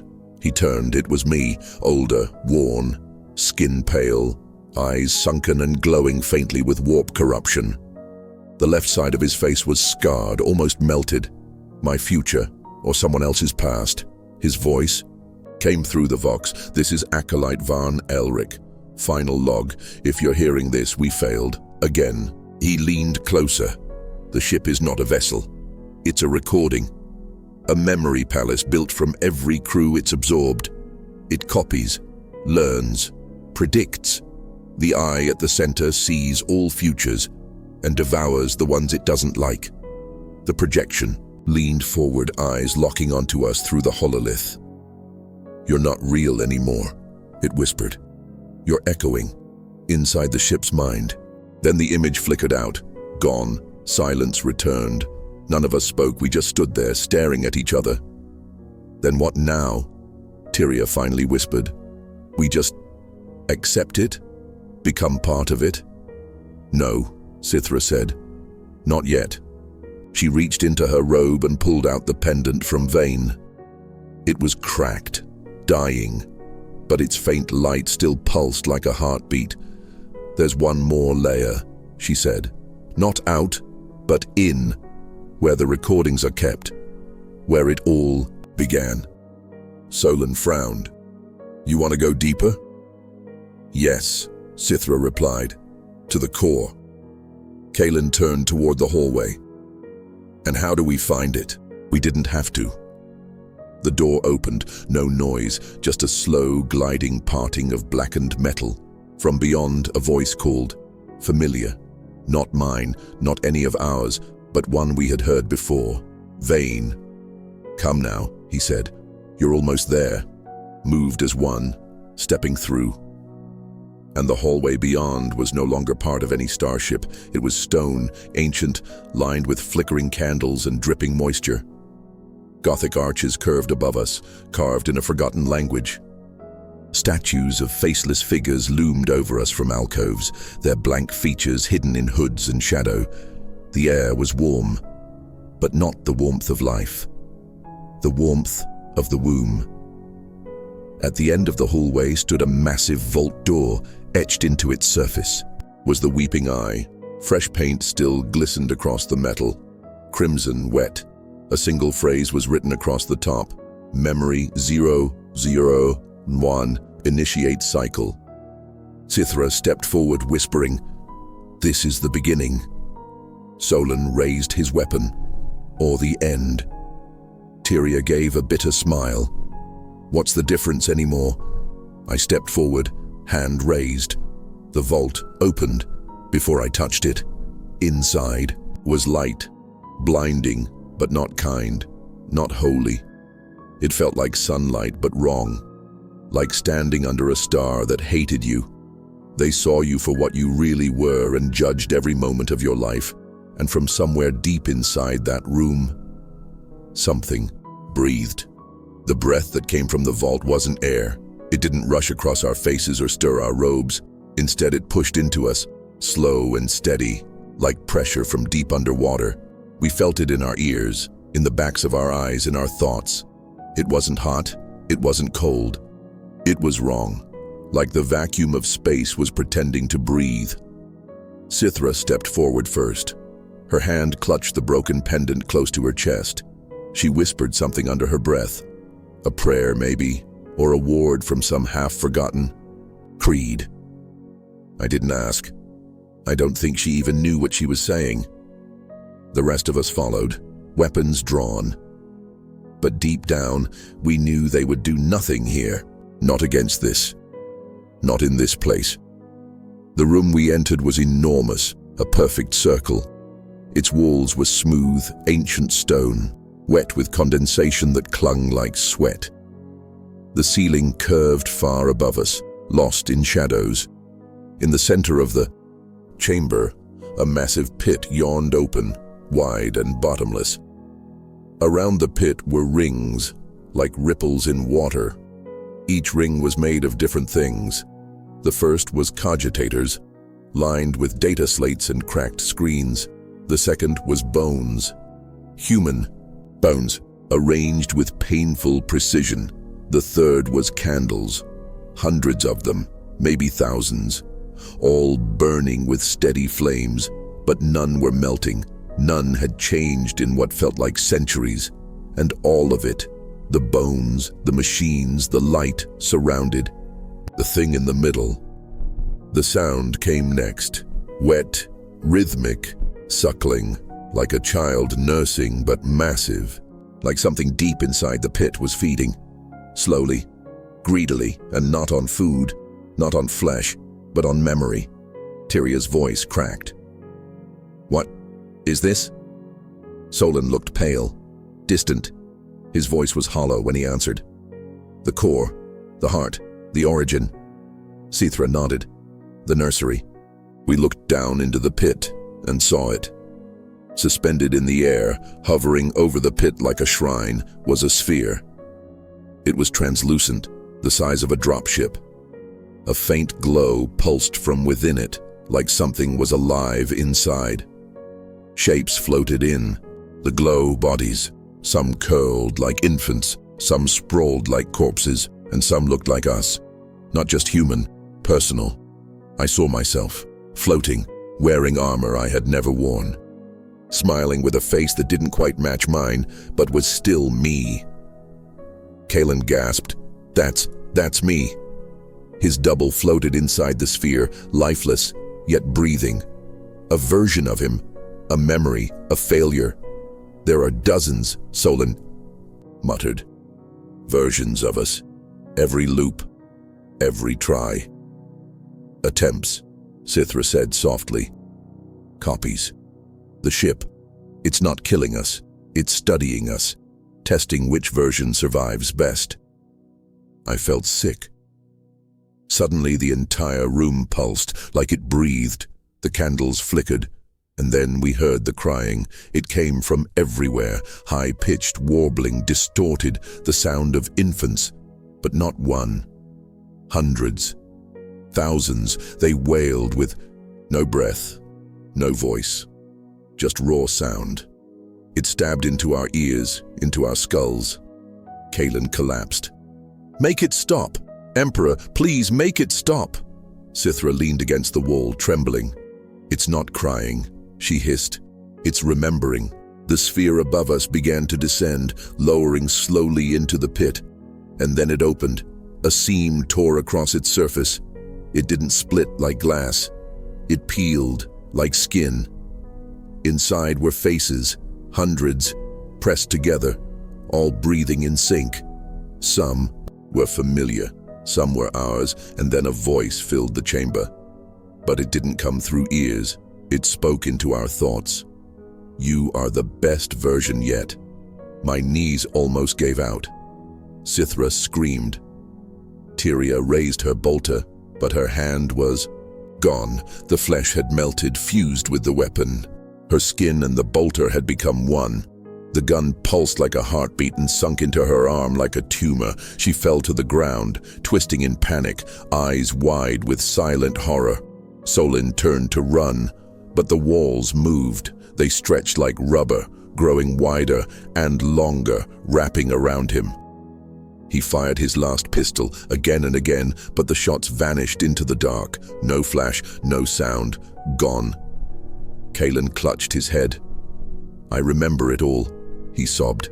Every death, every loop, every time I died in this place, I feel them. I was the only one still standing, but barely. And then the voice spoke again, using my voice this time. End the cycle. Let me out. Sithra turned to me, blood dripping from her eyes. The pendant in her hand flickered weakly, barely holding on. You're the focal point, she said, her voice barely a whisper. The loop was built around you. The ship grew this cycle around you. I stumbled forward. Then how do I stop it? She pointed into the sphere, into the center, where something floated, a child, small, still, breathing softly. It wore my face, unscarred, peaceful, perfect. The first you, she said. The original, the seed. I raised my last pistol, hand shaking, and the child opened its eyes. They were my eyes. It smiled, not cruelly, almost lovingly. Then it spoke. If you kill me, we'll all start again. If you let me live, I'll become something new. Behind me, Tyria screamed, her bolter fusing deeper into her chest, consumed by the metal. Solin was gone, erased, as if he had never been born. Kalen stopped breathing. Sithra fell to her, knees coughing blood. You have to choose, she said. End it, or feed it. The light from the sphere grew so bright I could no longer see the floor. Everything trembled. The air roared. I pointed my last pistol at the child's head. It stared at me and whispered, I want to live. I didn't pull the trigger. Not yet. The last pistol shook in my grip. My arm ached under its weight. The child, the younger me floating inside the glowing sphere, just stared. It didn't cry. It didn't speak. It only watched it, like it already knew what I would do. Why me? I whispered. The words echoed strangely, bouncing around the circular chamber like they didn't belong to my mouth anymore. Sithra stirred. She was slumped against the far wall, barely alive. Blood ran down from her nose and ears. The pendant, once glowing with protective light, now lay in blackened ashes at her feet. She raised her head with effort. Because you're the thread, she croaked. The first stable version, the seed, every loop, every cycle starts with you. I looked at the child again. It floated like it was weightless, surrounded by flickering light. It looked perfect, untouched by all the pain and death we had endured. Its skin was clean, its eyes were calm, its breath slow and steady. You are the first, it said again, voice clear and soft, but not the last. Let me grow. I lowered the pistol, only a little, and the room responded. The ground rumbled softly. The light dimmed. The glowing orb trembled slightly. Then, behind me, a door appeared. It hadn't been there before. I turned. This one was different. No runes, no symbols, no mechanical parts, just a smooth panel of polished metal, tall and freestanding, shaped like a full-length mirror. I didn't recognize the door from memory, but something in me remembered it. It was the same mirror I'd seen before back in one of the loops, maybe loop 4 or loop 6. It stood now as it had always belonged there. The mirror reflected the nursery behind me perfectly, the flickering candles, the pit, the orb. But not me. Not exactly. I stepped forward. So did my reflection. But it wasn't. Holding a pistol, it was holding a knife, long, sharp, and dripping with blood. The reflection wore the same armor as me, but torn, dirtier, burned at the edges. Its face was mine, but the mouth was stretched into a too wide smile. The lips were cracked, the teeth were blood-stained. It raised the knife in greeting, then waved. 2 fingers only. I raised my hand instinctively. Still a pistol, not a knife. Whispered, "I don't like this." Behind me, Sithra gasped faintly. "It's a tether point," she said. "The mirror. It shows what you could become, what the ship wants you to become." I stared back into my reflection's eyes. They stared back without blinking. Hungry, confident. "Why?" I asked. "Why show me this?" And then a voice answered, not Sithra's, not the child's. It came from the mirror itself, low, cold, familiar. "Because we want you to know, it's already too late." The mirror's surface began to ripple like water. My reflection blurred. The nursery vanished from view. It changed. Now I was seeing something different. Another room. Back on the Hallowed Silence. I stood at the command dais. Alone. Blood everywhere. On the walls. On the consoles. On the floor. The bodies of my team surrounded. Mikalin, Solin, Tyria, Sithra, all dead. My hands rested on a glowing control panel. There were only 2 words displayed in blinking red. Loop, reset, confirm. I watched myself press the rune. The screen turned white, everything behind the reflection burned, and then black, just black. The mirror went dark. I stumbled back, heart racing. The pistol slipped from my hand and hit the ground with a soft clatter. I hadn't even realized I'd dropped it. Sithra coughed behind me, her voice barely audible. "You've seen the end." "No," I whispered. "I've seen an end. Not the only one." I turned back toward the orb. The child still floated there. Calm, unchanged, waiting. The mirror remained behind me. The orb began to close, slowly sealing the child back inside. The loop was preparing to reset, but I still had time, still had choice. "No," I said quietly. I walked to the orb. I didn't raise a weapon. I raised my hand and placed it on the sphere. The surface was smooth and cold, like glass that had never touched warmth. But the moment I made contact, the orb reacted. It cracked, split wide down the center. Light burst out in all directions, blinding and soundless. The mirror behind me shattered, falling into shards that never hit the ground. They vanished mid-air, as if erased. The nursery screamed, not with noise, with pressure, with memory, with pain. It pushed into my lungs, my eyes, my mind. The whole world bent around me. Sithra let out one last breath and turned to ash. The chamber collapsed. Its walls folded in on themselves like paper in a storm. The pit below sucked inward like a collapsing lung, and then I fell. Not through space, through light, through myself. I saw every loop at once. Every version of me. Every time we failed, every time we tried to change the outcome. I saw Solin's grin before the screaming. Tyria's prayers turned into silence. Kaelin's hands shaking the first time he died.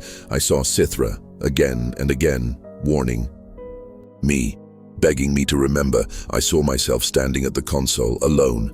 I saw the child still floating, still waiting. And then, silence. No air, no pain, no color, just nothing. Then, a single breath. I woke up alone. No screams, no red flashing lights, no cold, wet walls whispering in forgotten tongues, no chanting voices of the dead. Just silence and a soft hum, a machine's hum, steady, rhythmic, familiar. The air hissed gently through vents above me. I heard the distant click of relays and the slow beep of a heart monitor, the sound of a place that made sense. I opened my eyes. A white ceiling greeted me, smooth, sterile, the kind you find in an imperial medical bay. Fluorescent light flickered softly. A metal light strip hummed overhead. I was lying in a clean bed. The sheets were stiff. My skin was pale, dry. My arms were wrapped in bandages, not bleeding, not broken, just marked, like they had been cleaned and studied. My flak coat sat neatly folded on a chair beside the bed. No blood. No damage. No trace of what had happened, if it had happened at all. A small machine beside the bed tracked my vitals, my heartbeat, my oxygen levels, all green. Across the room, a servitor stood still in a charging cradle. Its face was smooth, impassive, waiting. I turned my head slowly. A man sat near the foot of the bed, back straight, arms crossed, cold eyes staring. Commissar Vorlex, alive, whole, wearing his standard uniform, medals gleaming on his chest. His expression, as always, was unreadable. He looked directly at me. "Welcome back, Acolyte Elric," he said calmly. "You were recovered from the Hallowed Silence, alone." My lips parted, but my throat was dry. The first sound I made was barely more than a rasp. Vortex stood and crossed to the table beside me. He picked up a metal cup and held it out. "Recaf. Warm. Drink slowly." I took the cup with both hands and sipped. It tasted real, heavy, comforting, bitter. I swallowed again, then finally managed to ask, "My team?" Vortex didn't flinch. "There was no team," he said flatly. "No mission logs. No boarding parties were recorded. Your name was the only one assigned to the recon operation." I stared. "That's not possible," I whispered. He handed me a data slate. A simple manifest filled the screen. "Hallowed Silence Recovery Operation. Assigned personnel. Acolyte Van Elric. No Kalen. No Solon. No Tyria. No Sithra. Just me. Ships. Systems were corrupted," he continued. "Cogitators were fused, Vox transceivers melted down, entire subsystems were missing. You were found near the core, alone, unconscious, in a sealed chamber with no exit. The hatch was locked from the inside, no damage, no breaches." He paused, then reached into his coat and pulled something out. My journal, the same one I had written in aboard the Hallowed Silence. The same one I had seen in my own hands, in visions, in recordings, in broken timelines. He held it up. It was burned around the edges, water-stained, pages torn but still intact. Vortex opened to the last entry. Read it aloud. "If I find a way out, it will remember. If I don't, maybe I'll remember for it." He closed the book, then looked at me. "Do you remember Aelric?" My chest tightened. I remembered the blood. I remembered the mirror. I remembered Sithra, falling apart, eyes filled with light, warning me as her body vanished into dust. I remembered the child with my face. "Pieces," I said. "Dreams." He nodded slightly. "And Sithra, do you remember her?" I hesitated. I didn't want to answer, but I saw her, clearly, in my mind. Her face, her calm, her strength, her last breath. "I do," I whispered. Vortex sighed. I had hoped not. He placed the journal on the table beside me. "I'll send the interrogator shortly," he said. "Standard purity checks. You've been inside the warp far too long." I blinked. "Am I corrupted?" He turned his head slightly. "If you were corrupted, Elric, you'd already be dead." With that, he left. The door hissed shut behind him. Silence returned. I looked at the journal. The cover still bore the sigil I carved on the second day aboard the Hallowed Silence. The same one the mirror versions of me had etched into their armor. I opened it. The handwriting inside was mine, tight, controlled. I flipped to the first page. Mission log, Hallowed Silence. Day 1. The boarding team arrived intact. Sithra is quiet. Kaelin is nervous. Tyria is unimpressed. Solon already scanning. I volunteered to keep this record. I don't know why. I flipped again. We saw something today. A version of me. Dead, but not dead. The mirror is learning. So, am I. There's a child in the center of the ship. It has my eyes. My breath caught. I remembered writing those words, even if I hadn't written them yet. I closed the book. Let it rest in my lap. The medical bay felt smaller now, dimmer, less safe. I had escaped the ship, but the ship hadn't escaped me. It had gotten inside. I wasn't carrying the memory of the Hallowed Silence. I was the memory. It lived in me now. Every loop, every echo, every death, every scream, every whisper. Something else had seen me, chosen me, marked me. The monitor beside me beeped again, louder than before. A flicker of light passed over the ceiling, and then I heard it. From the journal, from inside the journal. A whisper, soft as breath. One word. Again. The medic bay was quiet, too quiet. Only the slow ticking of the chrono on the wall reminded me time was still moving. I sat on the edge of the cot, staring at the journal in my lap. The whisper I'd heard, again, still echoed somewhere deep in my skull. It hadn't been sound. Not exactly. It was more like a memory someone had whispered into my blood. I wanted to believe I imagined it, that the trauma of the warp, the hallucinations, the loops, had finally broken something inside me. But I knew better. Not after what I'd seen. Not after what I remembered. I looked down at the journal again. The pages were still open. The last one had been blank. Now it wasn't. A new message had appeared. My own handwriting, same strokes, same ink. But I hadn't written it. Cycle complete, divergence logged, observer extracted. New pattern initiated. Subject stabilization, uncertain. The ink was still wet. I froze, then dropped the journal like it had burned me. It landed on the metal floor with a sharp slap, far louder than it should have been. The sound echoed unnaturally around the room, as if the walls wanted to make sure I heard it. As if the ship wanted to be sure.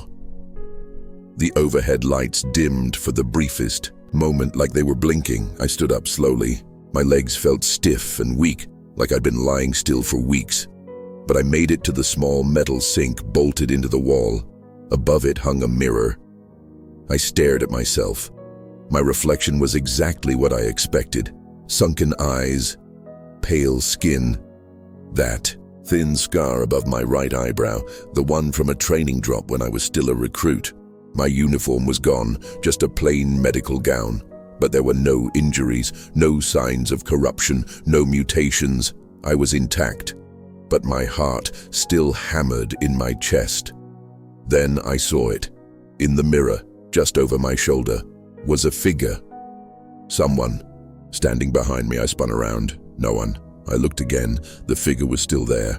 Taller than me, cloaked in shadow. Its face was just darkness, but it had my outline, my posture, my movements, and it raised a hand, pressed it to the inside of the glass.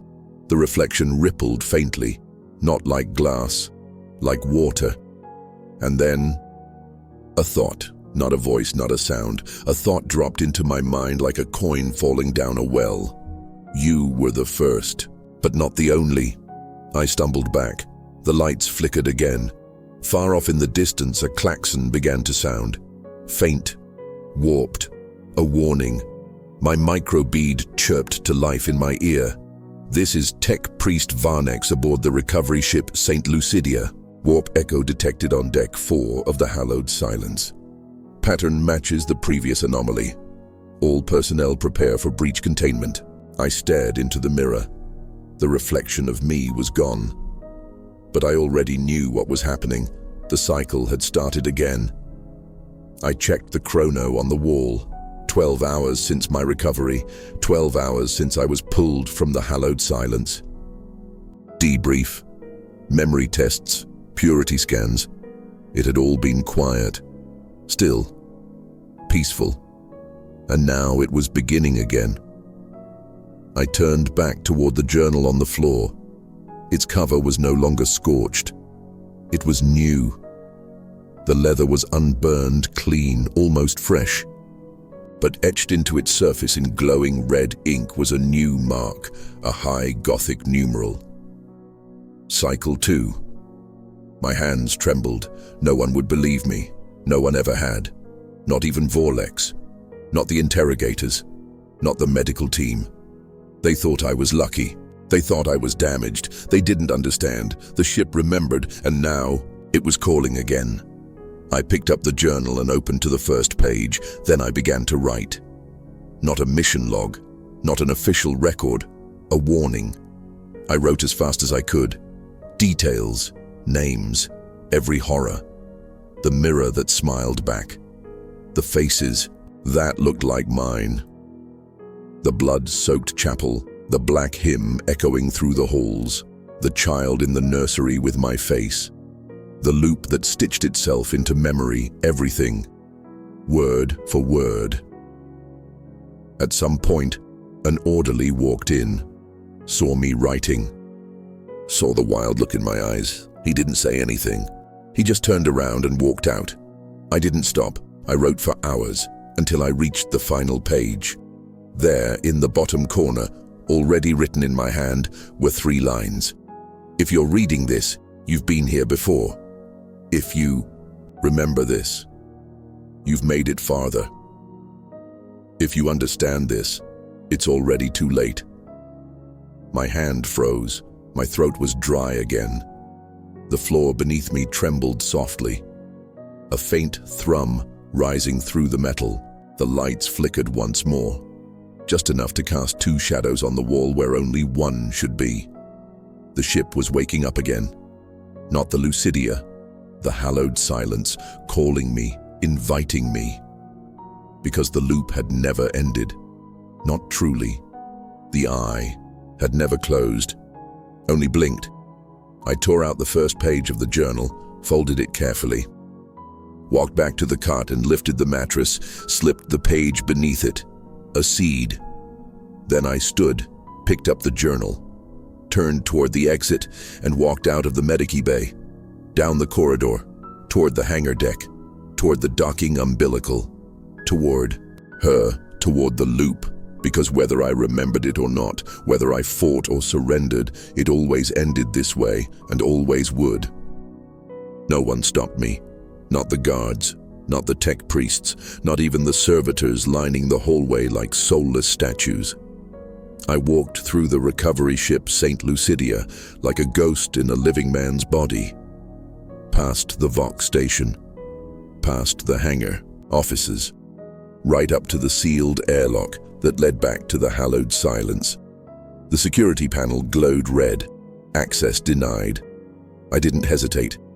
I pressed my palm to the scanner. The rune turned green. The door hissed open like a sigh. Like the ship had been waiting for me all this time. A fog of docking mist drifted into the bay, and through that mist, I saw her again.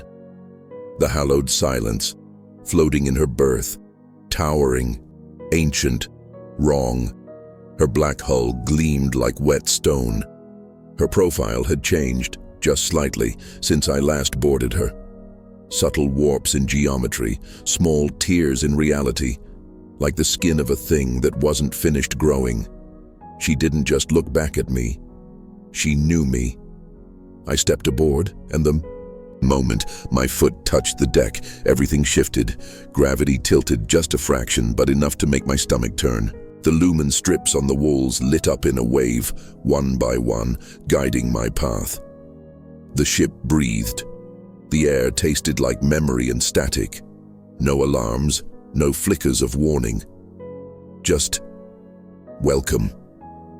I didn't wander this time. I didn't search. I didn't need to. The ship led me. Corridors folded where there had been bulkheads. Stairwells turned into ramps. Hallways that should have taken me in circles now connected straight lines that never existed. It wasn't architecture anymore. It was thought, nervous system, a brain. And it was taking me somewhere important. After what felt like hours, but could have been seconds, I arrived at a door I had never seen before, yet I knew it instantly. It wasn't made of metal, it was flesh, a living membrane, stretched over a frame of bone and wire. Cables curled like veins around it, pulsing. One symbol glowed faintly in the center. Not in ink or paint, but in raw, throbbing light. The eye. It blinked. The door peeled open without sound. No grinding. Pistons, no steam. Just silence and welcome. And inside, I saw the center. No more reactor coils. No warp engines. No altars to the machine god. This wasn't a machine room anymore. It was a place of perception. The walls were lined with eyes. Real eyes. Thousands of them. Some mechanical, some organic, some still twitching, some open wide in terror. Others were long dead but held open by pins or wire. They all turned toward me when I stepped in. Every single one, and in the center of the room, suspended by thick, writhing coils of black tubing and copper data tethers, was a throne. And on that throne was me, not dead, not quite alive, not right. It wore my armor, my face, but the features shifted with every blink. Young, old, burned, eyeless, smiling, screaming. All versions of me layered over one another, like someone flipping rapidly through my memories. Its lips moved. No sound came out, but I heard it anyway, inside my thoughts. We tried everything else. You are the best pattern yet. I fell to one knee, not in reverence, in pain. The pressure of memory crushed me like gravity. I saw flashes, Tyria screaming, her arm fused to her bolter, Kylan begging, his voice breaking as he cried, "I'm not the copy. I'm not the fake." Sithra smiling knowingly as the fire swallowed her, me pointing the pistol at the child, me not pulling the trigger, me falling into the void behind the mirror. All of it crashed into my mind like a collapsing cathedral. Why me? I whispered. The throne figure tilted its head. Because you remember. Then another shape rose behind the throne, tall, wrapped in mourning cloth, crowned with shattered vox antennae that curled like thorns out of its skull. A watcher, not man, not machine, something in between. It had no eyes, no face, just a cracked speaker grill where its mouth should be. And from that grill, it spoke with a broken voice that sounded like all of us speaking at once. We are the eye. We do not see. We remember, and we repeat. I rose slowly to my feet, my knees shaking. You built this ship, I said. The voice responded, amused. No, you did. The floor beneath me flickered. It became a tapestry of all my past lives. Holograms and bloodstains, my footprints, my fingerprints, my face over and over again, me again, dying, reborn, looping. I never asked for this, I spat. You brought them all, it replied. Every time, you made them see. And if I kill myself now, what then? The watcher gave a static-laced chuckle. Then we begin again. The eye never closes. You're lying, I hissed. You are not the observer. You are the seed. You were always the seed. I shook with rage, with grief, with remembrance. And then I remembered what I carried. The journal, still tucked inside my coat. Its pages were torn, some soaked in blood, others burned at the edges. But still legible, still mine. I pulled it free and opened it. I began to read aloud, every word, every loop, every failure. Every version of myself that had lived and died and tried to escape. I shouted the names of the dead into the air. Sithra, Kalen, Solon, Tyria. I told their stories, forced them into the walls, into the eyes, into the throne, into the Watcher. I made the eye remember everything at once, and for the first time since I'd ever boarded this cursed ship, it screamed, not in sound, but in pain, in raw, furious memory. The walls writhed, the lights shattered. The eyes began to blink out one by one. The eye was no longer watching, the eye was blinded, and the loop, just for a second, cracked. The eye screamed, not a sound, not a voice. It screamed through memory. The walls twisted and shook. Faces, my faces, flickered in and out of sight. I saw versions of myself dying in every way imaginable, burned, shot, drowned, torn apart by invisible hands. The air was thick with whispers, some calling out my name, others begging to be forgotten. Voices echoed in the language of the dead. The journal, still clutched in my hands, burned like a weapon. Each word I read was a strike. Each name I spoke, Tyria, Solon, Sithra, Kalen, tore another hole through the eye's illusion. I didn't stop. I read faster, louder. My voice filled the chamber. The sound wasn't coming from just me anymore. It came from everywhere. There. Voices, my team, rose behind mine. Not like ghosts, but as memories the eye had tried to erase. But the ship had remembered them, and now they were remembering themselves. The throne at the center of the chamber cracked. The figure that sat on it, my warped reflection, flickering between different versions of me, began to melt. Its face turned to wax. Its eyes collapsed. Its armor peeled away in strips of shadow. Underneath wasn't flesh or bone. There was only nothing, a black hole of memory, a core where too many loops had been packed together, a knot in reality, a singularity of forgetting. It sucked light inward, not outward, not gravitational, but existential. Behind it, the Watcher fell to one knee. Its voice trembled through my thoughts, not with fear, but desperation. Stop. You will lose everything. I stepped forward, voice steady. I'd rather die with nothing than live another second inside your lie. The floor pulsed under my boots. The pit around the throne widened. At its edge, something beat like a heart. It wasn't real flesh, but something worse, compressed time, warped memory, loop after loop sealed into a pulsating wound. It radiated nausea, grief, and heat. I knew what I had to do, but I couldn't do it alone. A voice called out behind me, soft, familiar, warm. Together then, I turned, and there she was, Sithra, not fully alive, not fully dead, just present. Her form shimmered in the eye's broken space. Not a vision, not an illusion. A memory the ship couldn't let go of. Her eyes locked on mine, full of clarity, sadness, and acceptance. She held something in her hands. What was once her broken pendant, now whole, now glowing. The eye saved. Part of me, she said. It needed someone who still believed. I don't, I told her. Not anymore. She smiled, genuinely. That's why this will work. She stepped forward. I could see parts of her flickering in and out of time, old scars, a younger face, a burned robe, a glimpse of herself laughing, all the loops trying to hold on. Sithra placed the pendant in my palm. It felt warm, solid, more real than the throne, more real than the Watcher, more real than anything in this cursed place. Throw it into the core, she said. I tightened my grip. And what about you? She didn't answer right away. Her hand hovered near mine for a moment like she wanted to say more.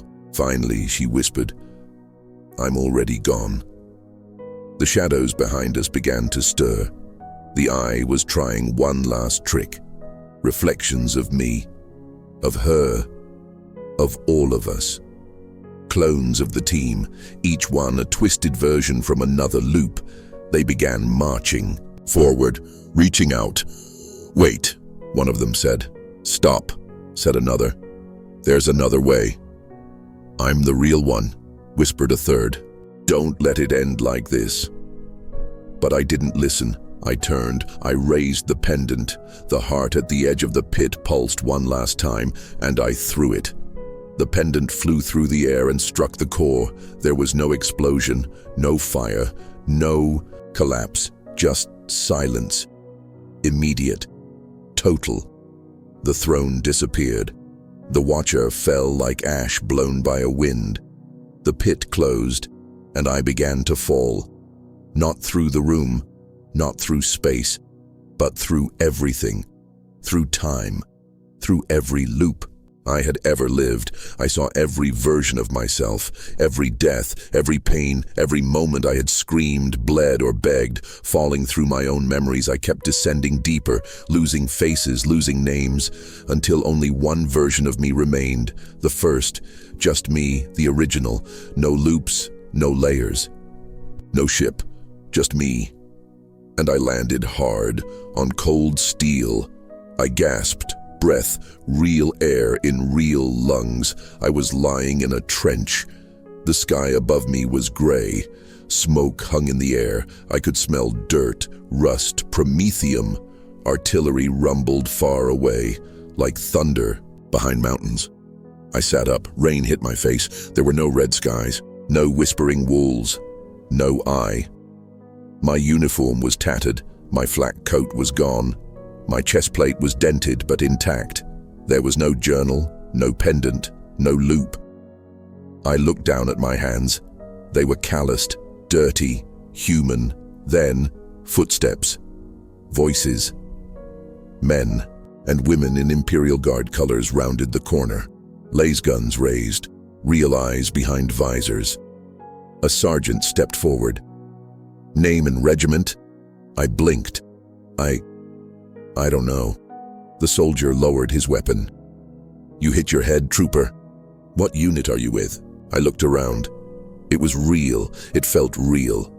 No whispers, no flickers, no rewinds, just war and life. I think," I said slowly, "I'm finally free." Behind me, in the far distance, the sky groaned once, a sound like something ancient finally dying. Then silence, complete. The eye had closed and I was no longer watching. I was living. I was given a number, not a name. No records of my identity existed in the regimental logs. No missing person reports matched my face. No medical database recognized my biometric signature. As far as the Astra Militarum was concerned, I was a foundling, a nameless guardsman, recovered near the ruin of a long-forgotten trench line on a world that hadn't seen active war in a decade. They asked me questions endlessly. What mission had I been assigned to? What unit had I served under? Who had commanded me? I told them nothing, not because I refused, but because I couldn't answer. The truth was a fragmented ruin inside my skull. The moment the loop broke, my mind had sealed the worst of it behind. Instinct, faces, screams, the eye, Sithra's smile, Kaelin's plea, Tyria's last breath. They came to me like dreams I wished I could forget. Vivid in sensation but lost in detail, and the ship, the Hallowed Silence, was gone. When I asked about it, they looked confused. There hasn't been a ship by that name registered active since M41, one administrative clerk said. It was declared lost in the warp over 100 years ago. No recovery log? I asked. He shook his head. No wreckage, no distress signals, nothing. I checked every archive, every system. There was no record of the ship ever returning, as if it never had, as if I hadn't either. I spent weeks in recovery, passed every purity scan, every psych check. They called me stable. They gave me a new designation, a new rifle, a new uniform, and orders to deploy. It was supposed to be a clean slate, but even clean slates remember the last words etched into them. Sometimes at night, I see the mirror again, standing in a room that no longer exists. My reflection stares back, at me, not with hate, anger, or sorrow, but understanding. He always speaks the same words. You ended the loop. But memory is not the same as escape. You are what's left. Sometimes I wake with blood on my hands and don't know why. Sometimes I find pages tucked into my gear, torn from journals I no longer carry. I burn them every time, but they always come back, and on each page the same symbol appears in the corner, the eye. Closed, but watching. The trench line I patrol now is quiet. No fog, no screams, no singing, just the wind and the mud and the soft echo of artillery in the far distance. I tell myself I am free, that I broke the cycle, that I am real.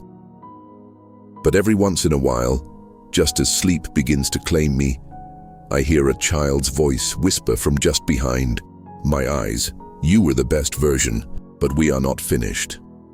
Field journal, final entry designation, unknown. Recovered from the personal effects of one guardsman found deceased at Outpost Lima 22, 6 months after official reassignment. Death ruled self-inflicted. No. History of psychological instability, journal contents redacted. The final page reads, "If you find this, don't remember me. Please, forget. That's the only way to stop it from starting again. Forget the eye. Forget the ship. Forget me." They told me I had only been missing for 12 minutes, not hours, not days. 12 minutes from the moment I boarded the derelict vessel until I was pulled, bloodied, shaking, silent, back onto the recovery ship's medical deck. A medici scanned me, recorded my vitals, injected me with a cocktail of stabilizers, and declared me lucid but disturbed. I couldn't even laugh. They couldn't understand. How could they? I had lived an eternity in a looping scream, a century's worth of pain, death, forgetting, remembering.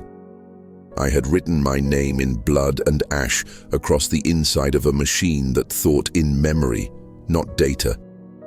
And now, here I was, standing in clean boots on polished metal plating under artificial sunlight, and they said it had been 12 minutes. I wasn't the same man who left that ship. But in the Imperial record, I was the only man who ever entered it. That was the first lie. I was debriefed by 3 officers in navy black. 2 wore the sigils of the administratum. The 3rd remained silent, face hidden beneath a steel-masked rebreather. I answered every question the same way.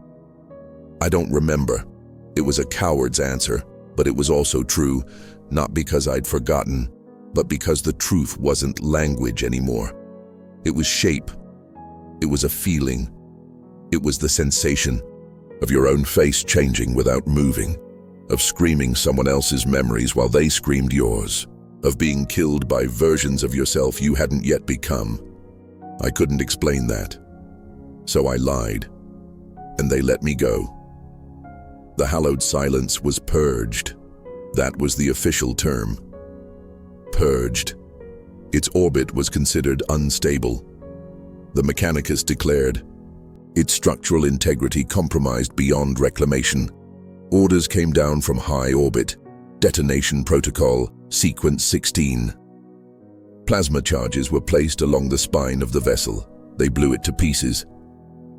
I watched from a viewing deck aboard the St. Lucidia. Flames blossomed silently across the dark, unraveling the hull I had walked 1,000 times in 100 lifetimes. The eye, if it had still lived within, made no protest. Just light, and then nothing. Weeks passed. I was reassigned. New armor, new regiment, new identity. They gave me a name this time. Van Thalos. A comfortable fiction. I went where I was ordered. fought alongside other men, ate with them, slept near them, learned their jokes, their habits, and their prayers. And always, I felt their eyes on me, not because they suspected me, but because the eye had taught me how to feel watched. It had taught me what I looked like through the lens of a god that did not die. I tried to forget. I tried to live. But something was wrong. Not on the outside, on the inside. I'd wake in the middle of the night convinced I was still inside the nursery. The medici cot was a deception. The stars outside the ship were wrong. Time had begun to slip. It started subtly. My chronometer would pause mid-beat, then tick ahead by 5 seconds. Voices would reach me before mouths moved. I'd remember conversations I hadn't had yet. At first, I thought it was residual damage, trauma, a mind coping with impossible strain. But then one morning, I found a page folded in my boot. Not imperial parchment, my journal paper. It read, "You let the eye close, but it remembers you." I threw the page into the waste chute. The next night, it returned. Same page, same handwriting, same warning. I began recording myself. Each morning, I made a short entry into a data sheet. My name, my current assignment, the date, the planet. Then I would sleep, and every morning after I would compare the new entry to the last. At first they matched, until the 4th day. The log read, designation, Varn Elric. Location, Deck Theta 6, Hallowed Silence. Day 29, Sithra is still alive, Solon missing, Kalen replaced. I dropped the slate, grabbed my rifle, ran into the camp command tent screaming that something had gone wrong. They sedated me within minutes. The medici said I was hallucinating, that I had experienced a delayed onset of psychosomatic dissociation, that I was untethering from reality under battlefield stress. But they didn't find the data slate, because by the time they arrived at my tent, it was blank. They transferred me again. Another outpost. Colder climate, fewer voices. My bunkmate was a Cadian named Brain. Quiet, reliable. One night I woke to find him standing at the window, just staring into the fog. "Can't sleep?" I asked. He didn't move. "I remember your name," he said. I sat up. "What?" He turned. His face was mine. "You were the first." I lunged for him, but he vanished like fog in sunlight. The bunk beside mine was empty. There was no Brain. There never had been. Now I sit alone, beneath the dull hum of an outpost generator. Flak jacket half-buttoned, journal in hand. Not the one I wrote during the loop, a new one. But the pages are the same. They bleed in the margins. Names write themselves. Sometimes I wake up to find entries I never wrote. And sometimes I catch my reflection blinking before I do. They told me the eye was gone, that I closed it, that the ship was destroyed, but I know better. It's not in the ship anymore, it's in me, watching, waiting, recording, and one day it will want to start again. They found me wandering the wire. No gear, no rifle, no vox. Just me in a frost-crusted flak coat, boots half unlaced, eyes wide with something deeper than madness. They said I was muttering to myself, but I wasn't talking to me. I was talking to it, to the eye. Because it had started whispering again.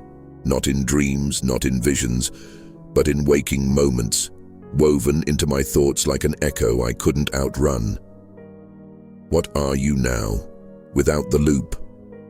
What happens to a story when no one forgets? What happens when the seed remembers it was the tree? They placed me under isolation. A commissar came, stern, quiet, disinterested. He asked the same questions they all did.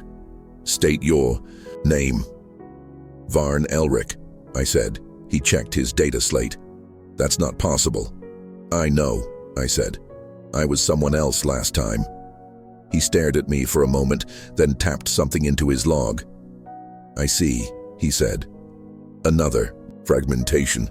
He stood about to leave. "I remember everything," I told him. He paused. "Even the parts I was never meant to survive." He didn't respond, just walked away. That was the last time anyone looked me in the eyes. I escaped the camp 2 nights later. Not out of desperation, not because I wanted to run, because I felt drawn, as if the ground itself knew where to take me. My legs walked without instruction. My body remembered where my mind could no longer guide it. I passed hills I'd never seen, stared up at stars that blinked in patterns I couldn't translate. And finally, I found it. A door, standing in the middle of an open field of ash and snow, its hinges humming gently, a single rune glowing above it, the eye closed, but watching. I should have run. I should have burned the field and swallowed a bullet. Instead, I stepped through, and the door didn't lead to anywhere I knew. It led to a room made of nothing but reflections. 1,000 mirrors stretched in all directions, each reflecting a different version of me, some younger, some older, some laughing, some weeping. One stood taller than the others, armored in cracked gold, mouth stitched shut. Another sat curled on the floor, whispering the names of people I had failed. Sithra, Kalen, Tyria, Solon, all the ones I couldn't save. And then I saw the last mirror. It didn't reflect me. It reflected the eye. Not a symbol, a presence, endless, patient. It blinked once, and then I understood. The Hallowed Silence had never been a ship. Not truly. It was a memory engine, a structure built not from steel and rivets, but from the repetition of choice. Every path we had walked, every death we had endured, every loop we had failed to break. It all fed into something ancient, not a god, not a demon, but a construct of memory itself. It had needed me, because I was the only one who remembered truthfully, the only one who recorded what I saw without bending it to madness or faith. And now it wanted one last entry. So I sat in the center of that impossible room, and I opened my journal. I wrote down everything. I wrote until my hands ached, until the words bled off the page, until my thoughts started to repeat, until I saw that I had written this entry before, dozens of times, hundreds. I turned the page and found this sentence already there. "You've made it to the end, but the eye is not the only one watching anymore." I stood, faced the last mirror, faced the eye, and I said, "This is the final loop." It blinked, and then it shut, not with a scream, not with fire, with quiet, like a story ending on the final page. When I woke, I was lying beside a river. My hands were empty, my coat was torn, but my journal remained closed beside me. One last entry, inside, written in no hand I recognized. "Thank you. We are free now." The journal was recovered by a patrol 3 days later. Its contents are deemed apocryphal, its author unknown. Official records mark the incident as a warp-related psychotic breakdown, a cautionary tale. Nothing more, but the journal still exists, stored in a sealed vault in a forgotten administratum archive, unread, unopened, waiting, just in case someone somewhere remembers. If you made it to the end of this harrowing descent into the warp, thank you, Shardwalker. If this tale chilled your bones and echoed in your thoughts, like, comment, and share it with fellow heretics and loyalists alike. Don't forget to subscribe and ring the bell of vigilance so you never miss another transmission from the void. Want more original grimdark horror stories like this? Let us know what realm you dare to walk through next. And if you'd like to support the crafting of these chronicles, you'll find a link to offer tribute below. Until next time, stay vigilant, and remember, the eye may close, But it never truly forgets. The Emperor protects.